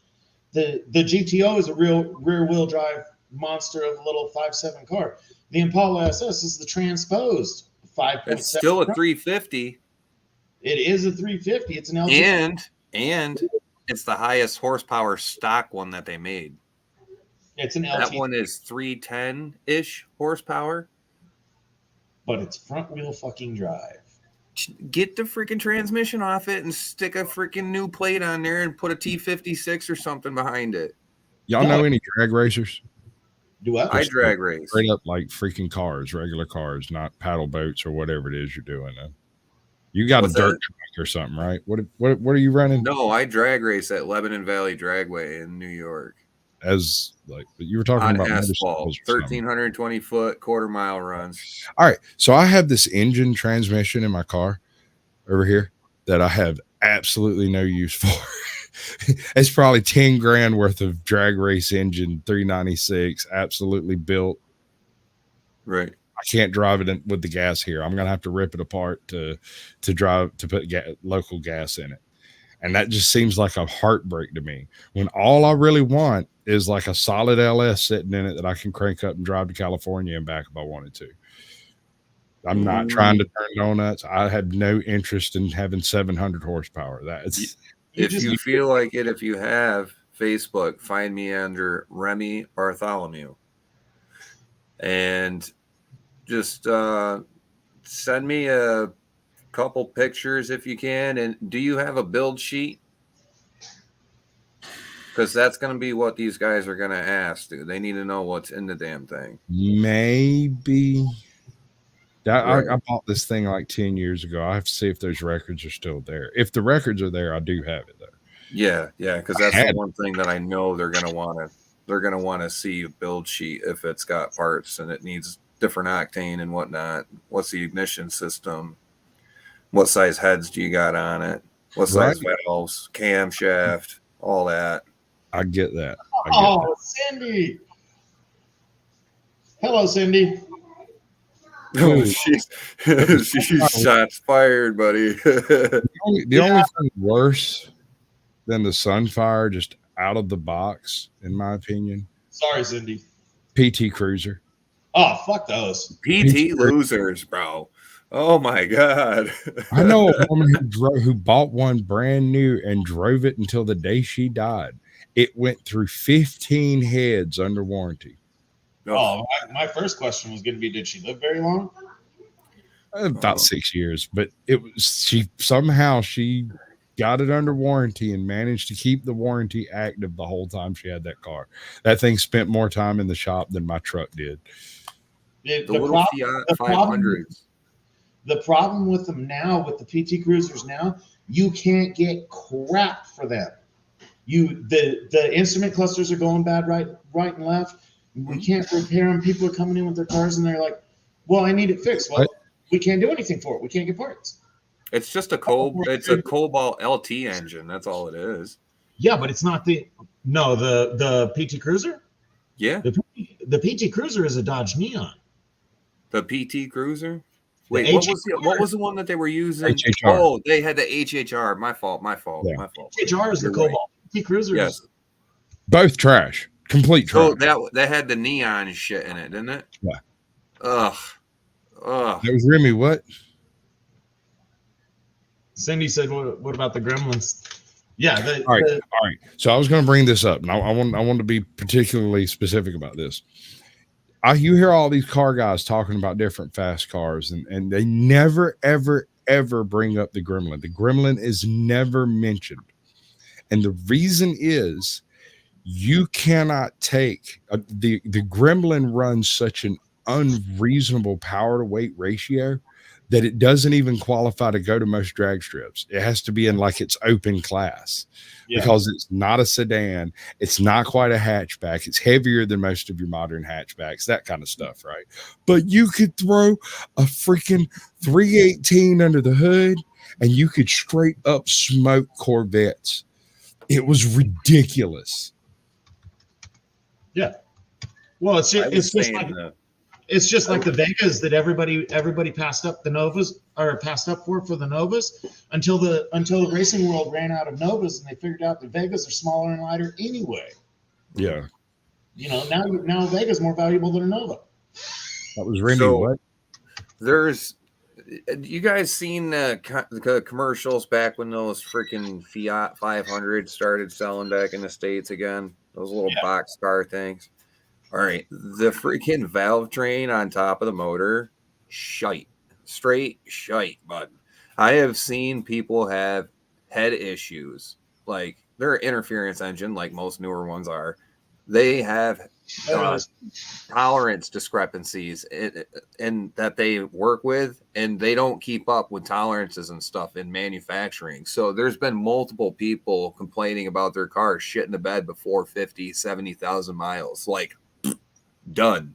Dodges are doing the same thing. All of your I want to call Fiat owns them. The darts, I know.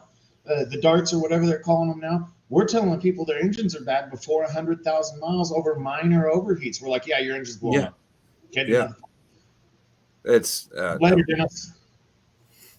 It's definitely not a Chrysler product anymore. That's Fiat Chrysler Corporation. They definitely they don't even keep a lot of the engine designs. They weren't allowed to buy certain designs of engines. Y'all You know ever, what I mean? Y'all lot ever of- have lot- access to the LeBaron? Do what? The LeBaron? Y'all remember that? The little Sebring lookalike thing with the soft Yeah. top. Dude, say what you will about that thing. My sister bought one of those in like high school to drive to college, and she drove it for like 4 years. And when she sold it for more than she bought it for after driving it 4 years. That thing sounded like it was about to fall apart. Right? The rattle on those things is unreal. And you know LeBaron, when it cranks up, you hear that thing do that dry rattle start. Yeah. Perfectly ordinary. It is not anything to worry about. Do not try Exhaust to shields, bud. That's all. Dude, that was the valve. It was designed to run Oh, with yeah, wild ass valve lash, dude. It's crazy. That was like the Cavaliers, dude. They sounded like a Exactly. vacuum cleaner, bro. Yeah, they sound like a vacuum cleaner when you It start sounded like them somebody up. Like, shaking what a the hell? box of tools. It's crazy. Yeah, there's so many crappy cars on the market that just keep going. It is ridiculous. But these modern ones that they're coming out now, your butter zone for quality cars is about 2000 2005, maybe '07 in the Toyotas or whatever, and that's only your Toyotas and Hondas. Your newer ones are not going to be your 300,000 mile cars. They're not designed like that. They're not built. No, They're there's something. and they're not anymore. Same with your trucks. 2000 2005 were your best trucks. Those were the best years of auto repair. So there's one engine in the Honda dynasty that I disagree with you on, and I can't remember when it changed. I think it changed in 2013. I'm a Honda boy. Honda made a V6. J32 Yeah. or the Oh. J35. We have one in the fucking driveway right now. That piece of shit. I wish I could light it on fire. I love hate that. Hondas too. I hate that engine. Dude, the Yep. J35. So, like, all right, this thing started a multiple misfire, bro. Like, I've That's why I changed hate those my engines. oils out. I've done the VTM4 sensor in the rear diff because I heard that could set it off and make it act funny. Put it kind of into a limp mode. I did You that. bought brand new, have never had Flash a valve. single problem with it. Nothing. Injectors. What else did I do? Oh, I have the belt for the timing belt downstairs, and I'm sure that wasn't changed. She's Remy. wanting to trade it in. I'm saying let's put a rebuild on the engine and just throw it back in there, dude. We might get another 200,000 miles out of that thing. Pull your Yeah, pull your they're good EGR motors. pull your EGR valve and make yourself a blocker plate and put it underneath the EGR valve and put it back on. You can use cardboard or anything you want. Just make yourself a blocker plate, put it under the EGR valve, put it back on. That's why I hate those engines and multiple misfires, because you always adjust the valves, tune it up, replace the coils, do the timing belt. They were never done, bud. The exhaust valves are smashed to the cam lobes, dude. Yeah, do this, do that. But for your multiple misfires, pull your EGR valve, make a blocker plate, put it under the EGR valve, drive it however long it takes you to see if it's going to throw a misfire, because they had a problem with the EGR valves leaking just enough that they threw a fucking misfire. It's annoying as shit. I hate Well, it. it's only 3 cylinders, and what I'm thinking is we've hopped a cog on one of the cams, or it's hopped a cog on the bottom crank pulley. Only I think that because I know that the order, so the numbers on their engine are set up like the Fords, the 1, 2, 3, 4, 5, 6. And we've got 3, 5, and 6 that are throwing misfire codes, and they are actually in a row in the firing order. Not in that order, but 3, 5, and 6 are right next to each other in the firing order. And those are the ones that are thrown off. So I'm thinking maybe the belt's a little fucked. All right, the VTM is actually a cylinder shutdown engine, right? What, the sensor for your diff? No, the VTC, God damn it, I'm probably using the wrong name. The Honda 3.5 is actually a cylinder shutdown engine. I did not know that until a couple of years ago. The fact that you're throwing the codes on the 3 cylinders, give me just a second. I'll get information up. But you can have an issue with that. I gotta go. You got to go. All right, Squatch. Y'all have a lovely evening. Peace out, man. Nice to meet you. Remy, Remy, what? I'm sorry. I was Remy typing. the Ripper.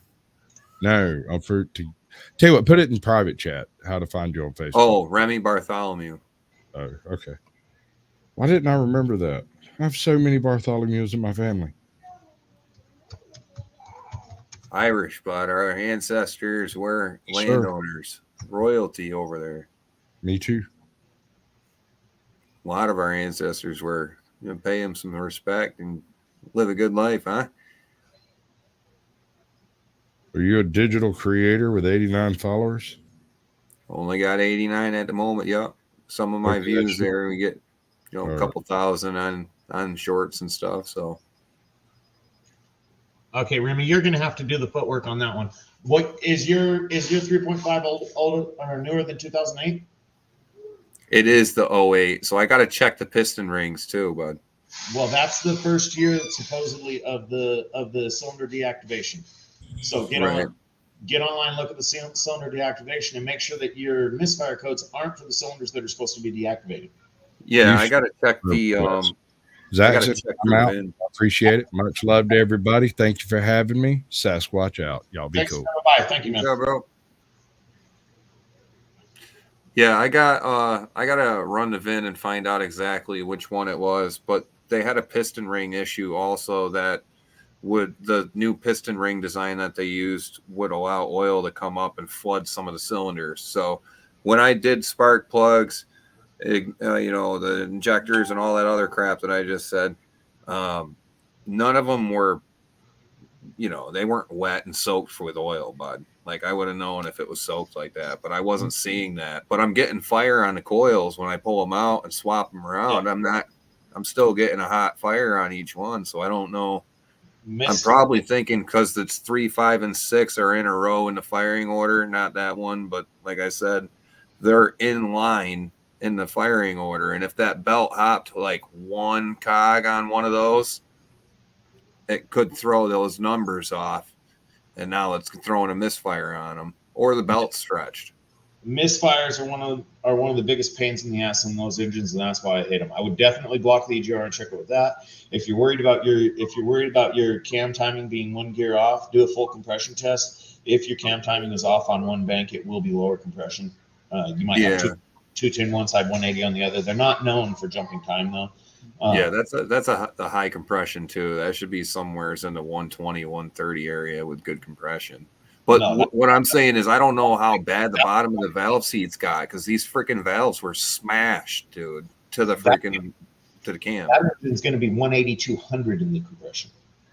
What's that? It should be higher. That engine will be 180 to 200 in the compression. Hmm. Yeah, if you don't have over 150 on every cylinder, that engine's got something seriously wrong. Right, yeah, because it's a higher compression interference engine. It is. Yeah, they're tight squish and stuff. Yeah. Yeah. 3.5s, misfires are the problems on those. We fix them with EGRs. Valve adjustment. Tanks. Huh?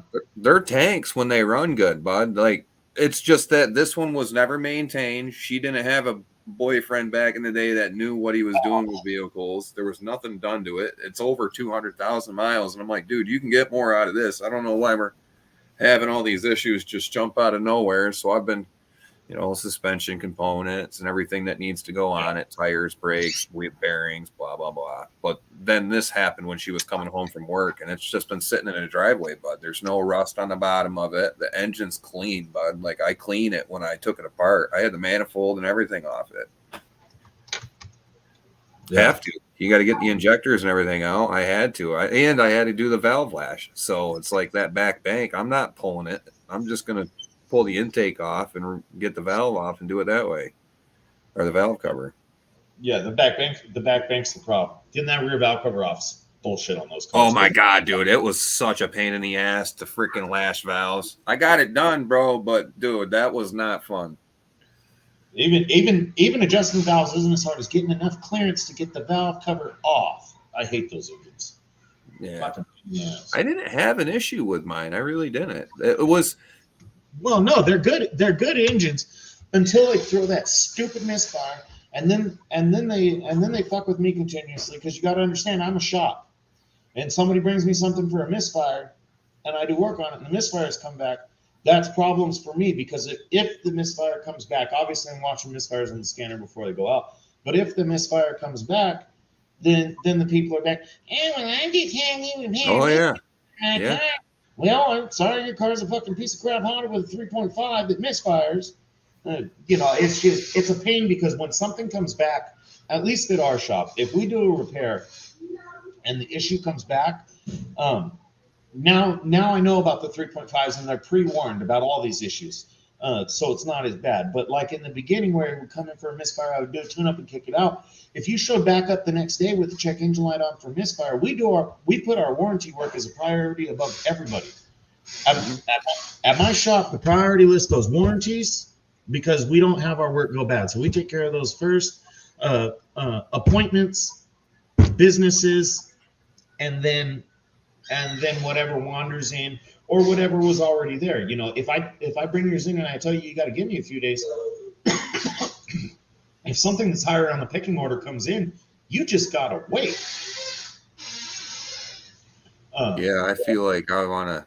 So our issue is that Vermont's real strict with inspection process and the way they allow you to have your cars here. Yeah. So, Billy, I see you there, but you got to turn your camera on, man. Yeah, we've had some serious issues when it comes to the technical side of keeping your car legal here. Like, they've got a no rust law. There cannot be a single light on for nothing on your car. Like New York, you can have an airbag light off and disable your airbag system, but you can still get an inspection. Here, you can't. Out in Cali, you have to pass emissions, which means no check engine light. Different years have different emissions requirements and things like that. They don't care if your airbag light's on. They don't care if your seatbelt light's on. They don't care. It's illegal to have a broken windshield, but we don't care for your sticker. We don't actually give you a sticker. We just do the smog test. State gives you a sticker. They don't care about your control arms, your brakes, your ball joints, rust. None of that matters. They just want to see that you pass emissions. And it's like I was complaining about. I don't think you were here yet. Cali has all this emissions craps, but these vehicles are so unsafe because people don't fix nothing. Yeah. They run them into the ground. The only thing they don't fuck with you here, we've got a 16-year-old and older exclusion. So anything 16 years old or older goes through a safety check, and that's it. And But, 5 years old. Yeah, we've got 16 years here or older. But if you want to retitle a vehicle, the Vermont loophole is no longer open, because people were taking advantage of it and riding around with Vermont plates out of state and ruined it for everybody else to get their car some paperwork. So thanks to all those who did that, if they ever see this. Like, for real, though. I mean, here, being a resident, you can actually get papers for vehicles. But like, I used to be able to live in New York. If the vehicle wasn't stolen, I ran the paperwork, made sure, or the VIN, made sure it wasn't stolen. I purchased the vehicle. I had a written bill of sale. I could do my paperwork with Vermont, spend about $250. And, a couple weeks later to a month later, you'll get your papers in the mail with a registration and a plate. And then you take that to your DMV and put it in your DMV. But people weren't doing that. They were taking the Vermont shit and slapping it on their car wherever and driving wherever. Now it's a little bit more of a hassle. I'm going to have to figure out what it takes to actually get papers for any machines nowadays, because they just changed that stuff. Yeah, I mean, you can try and get some out-of-state plates. That's what a lot of people do here, just to dodge taxes. That's just what they do to dodge taxes. But it is what it is. Mm-hmm. Yeah, the TPMS sensors are excluded. They don't give a shit about TPMS sensors. So if you got that light on, they don't give a crap. I told them straight up, I pulled all 4 out of the car. I don't like them. I pulled all 4 out when we did tires on ours. So they didn't give us a hassle about that at all. Yeah, I personally like tire pressure monitors. Thomas 907's Alaska, he says you just got to have a horn and a gun up there. Well, horn and lights. I like the I like being able to see visually what my pressure is, but these ones on our car, they don't. It just tells you if it's by standards, by its settings, if it's low. So, I mean, it's just a pain in the ass. And then if I've noticed that the valves like to leak right where the rubber goes into the unit on the backside of the rim, right at that seam, they tend to like to come out of the little monitor.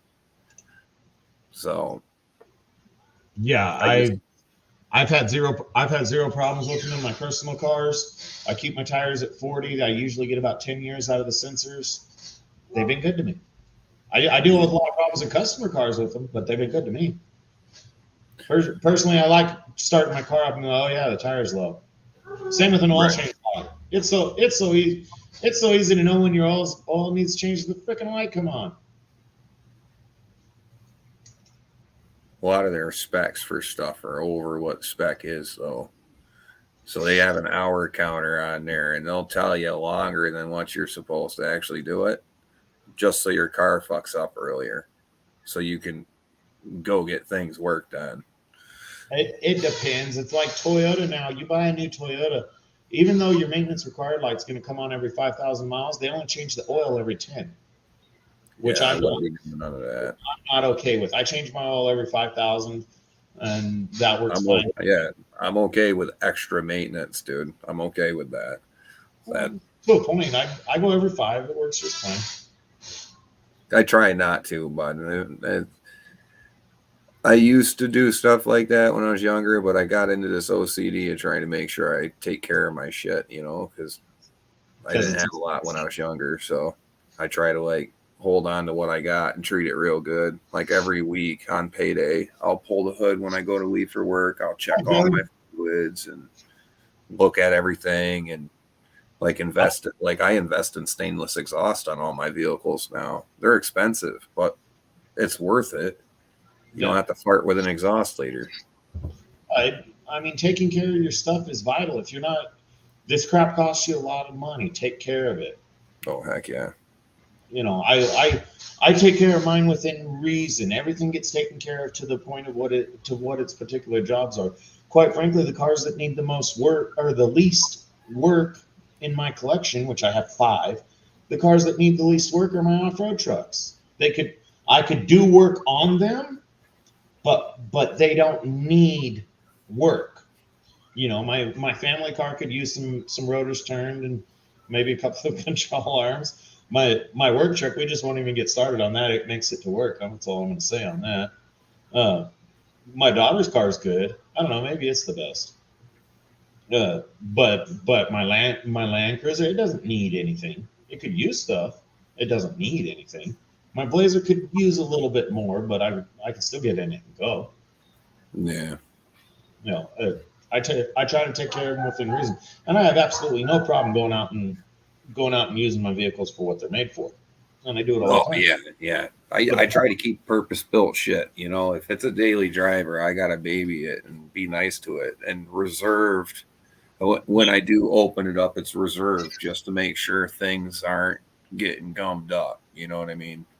Yeah. So I see a lot of there's always the arguments with Jeep guys and the Toyota guys. The Jeep guys are all proud that they'll put their little Cherokees into the rock wall and tear up quarter panels and all that because they can get parts and everything cheap.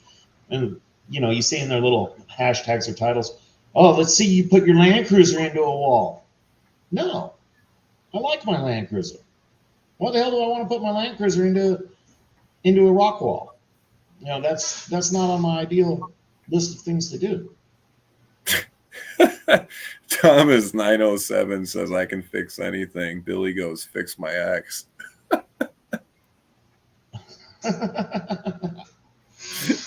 Yeah. Oh man. Billy, that is one skill men do not possess. Jeez. We do not repair those.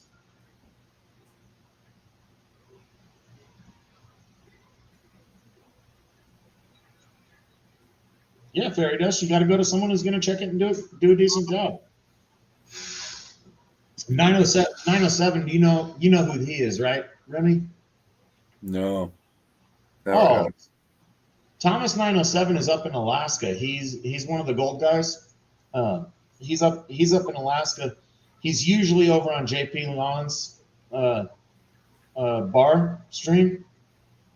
But real nice guy, great guy. But he either works in or his family owns a junkyard in Alaska. I don't know exactly what. I don't know the details on that. But that dude's out there in the freezing cold Alaskan winter pulling parts and fixing cars and trucks and equipment and whatever. I believe it, bud. Yeah. Whatever. Has he, Thomas 907, have you ever had the chance to go to your guys' drag strip over there? I've been hearing a lot about that lately online. I've been curious if you been over there. You should see the finish line picture, bud. If you ain't seen that before, Zaxxon, check that out, bud. I haven't. Alaska Dragway over there. The backdrop for the drag racers is this freaking picture perfect mountain range in the background while you're at the tree ready to take off, dude. It is the freaking coolest thing ever. Well, you see, to us, that's the coolest thing ever, and it's just these epic views and all that. To Thomas, that's just his backyard. That's what he sees every day. Right. I've seen him live streaming, or you see some of his videos. That's just what he sees. But he's got a gold claim up there in Alaska. Yeah, he works that during the summer, I guess. But 907's a nice guy. That's pretty cool. Tough bastards up there, I tell you that. I say that with respect. Oh, that's hard living. Yeah, it's hard living for people who don't like to work and do things the old way. You got to be resourceful and think outside the box to not use money, because you're gonna freaking go broke trying to live off money up there. Yeah, they're just. Beer is worth less than water, so you could pay less for a 30 rack than you would for a case of water up there, bud. He says, Yeah. okay, anything mechanical. I saw that. What's up, Blue Dude? I get the cold, man. I could not deal with the kind of cold they got. Their summer is like our late fall, early winter. I love the wintertime. I You're love cold.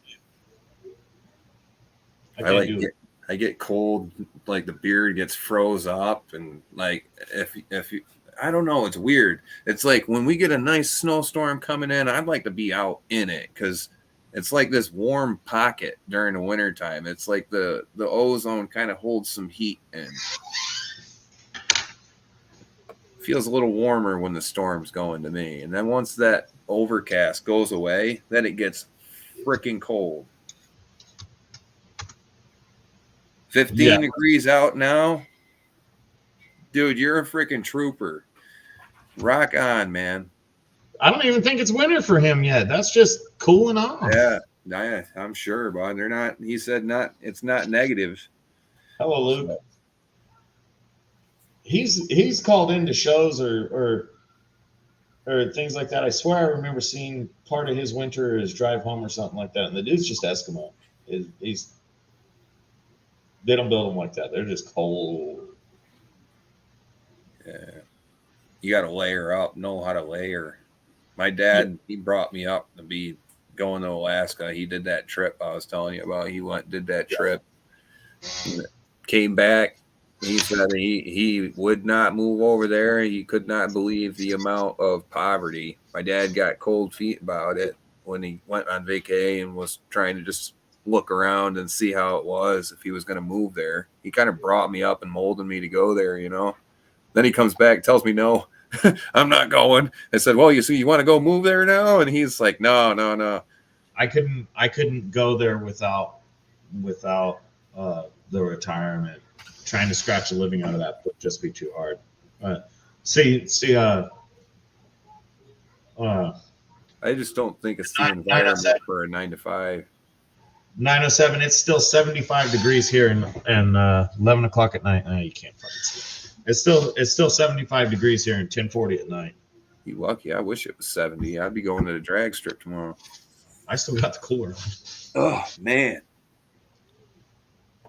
Thomas, yeah, all about layers. Big facts. They don't make goose down vests and stuff like they used to, man. And where's all the insulated freaking jeans at, dude? Like, where'd they all go to? The Nice. wool lined ones? Well, that's down here. We can't get cold weather gear. Any kind of cold weather gear, you just can't get it. I got a wool rich jacket, but that's like, I'm lucky to have that. My dad actually gave me that. I didn't know they were as expensive as they were, man. I roll around underneath the cars with it and found out it's like $480 to $700 freaking coat, dude. I was like, oh shit. Been rolling around in the dirt and grease under cars and stuff with it. I survived winter in a sweater and a Dickies jacket. You know, your standard issue Dickies mechanics jacket. That's how I survive winter. A sweater under it and that. That ain't enough for me. I go double, triple up on the layer under pants if it's real cold. There's certain types of pants that I like now. These ridge cuts that Tractor Supply carries, they're like water repellent. They're double layered knees. The pockets, they're mad tough. Like the insides are really tough. I walk through wet brush in the woods with these things, and the water just repels right off of them, man. It's awesome. You stay dry if you have a couple layers of like nice, like polypropylene or some fleece underlayer or something. Yeah, I know anything can be ordered off of the internet, Joseph, but at the end of the day, you don't need a lot of it. I just suffer because I'm cheap. What the hell was I going to say? The problem down here is I might go to work and I'm going to say freezing cold. Thomas, don't roast me on that one. I go to work when it's freezing cold, 30, 32 degrees and it's cold, but by 2 or 3, it's 50 or 60.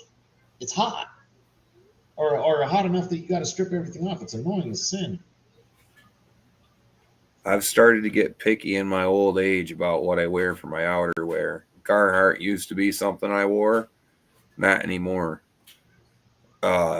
Reason being, when it's really, really freaking cold out and you're out there chasing hounds for 8-10 hours in a blizzard, you know what I mean? Your face froze up. You can't feel your feet no more.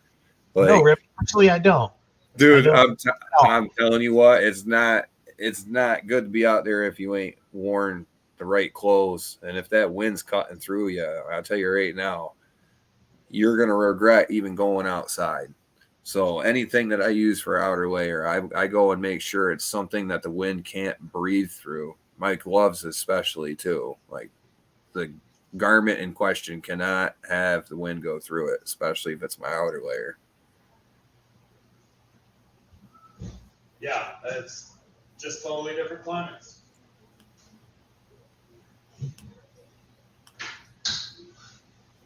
I miss the old school pullover Carhartt suits, the heavy duty ones, but used to wear those out snowmobiling as a kid. Yeah, if we lived in colder climate, we'd have more access to that stuff, but it's just not that required down. Nah. We're talking the temperature swings out here. I have been swamped in January before replacing AC systems because the people are hot. No, doing huge AC system jobs in January is ridiculous, but it was hot. Oh man. Yeah, the wood stove is always my best friend when I was younger, but Oh yeah, I like fires. There's just no need. being inside there, my dad would have that place so hot that on the thermometer it would read like 120. You'd open up the cabinets to try and grab some dishes for dinner or something, and you burn your hand, drop the dishes. A couple of us have done that before. Did you ever stack steel around your wood stove? No, we just did a pot of water to try and keep humidity in the air. Yeah, we had back in our bad years, we had a wood stove at one of these houses, and to get the place warm, they took the wood stove and they put the exhaust at like, I don't know, whatever degrees, and they made that exhaust pipe run all the way across that wall and then go out of the roof. And then they also stacked a bunch of brake rotors, any kind of steel they could find to just absorb and reflect the heat. And you fire that thing up, get it going for a little bit, and then you could just let the fire calm down and everything would just radiate out the heat. It was pretty, it worked pretty well. Yeah, that's something that we didn't know about back in the day, but I brought that up to my dad because he still uses that darn thing. I mean, there's an Alaskan way that they use a single pipe coming up out the stove, and then they put a 4-way T in it, single shoot up, and then 2 T's next to each other. So it goes up, 2 pipes go out, 90s, up, 90s, back together, joining the straight one. So it creates a lot more surface area on the pipe before the heat actually goes out the top of the house. Yeah, that's why they did the pipe sideways, and then they stacked all the steel around it. You could do the same thing with rocks if you could get dry rocks. Yeah, they did. They're called masonry fireplace or something like that. They got a bunch of flues in the inside of them. They do them real fancy too. They put a bunch of flues zigzag through the inside of it and do it with brick or something. The big thing they're building now is in these new modern homes that they're building around here. Understand that we don't use firewood for heating. They're building what's called zero clearance fireplaces. And basically, it's a crappy little fireplace insert with a little make-believe masonry fireplace, and you can have a fire in it, but you can't heat your house. My brother has a newer house, and he says I load it and I load it and I load it. No matter what I can do, I can't get this house hot. Then he had a contractor come over to explain to him. He says basically it's a fake fireplace. He says it's called zero clearance. If you keep burning it like that, you're going to burn the wood behind it. It's made so you can sit there and have a fire to look at. It's not real stone or anything like that that's going to heat your house. Mm-hmm. So, thanks for coming. Yeah, I'm gonna get off for the night. Thank you everybody for coming in. It was fun. I was surprised how many people came, and I hope everyone has a great night. So thank you guys. Thank you, Billy. Be sure to stop by. If you guys don't, I guess I won't be there tomorrow night. I'm usually over at Digging It Back's stream on Saturday nights, but I guess I'm busy then this Saturday again. But thank you all for coming in. It was fun. Minix, y'all. You're still here. Later, guys.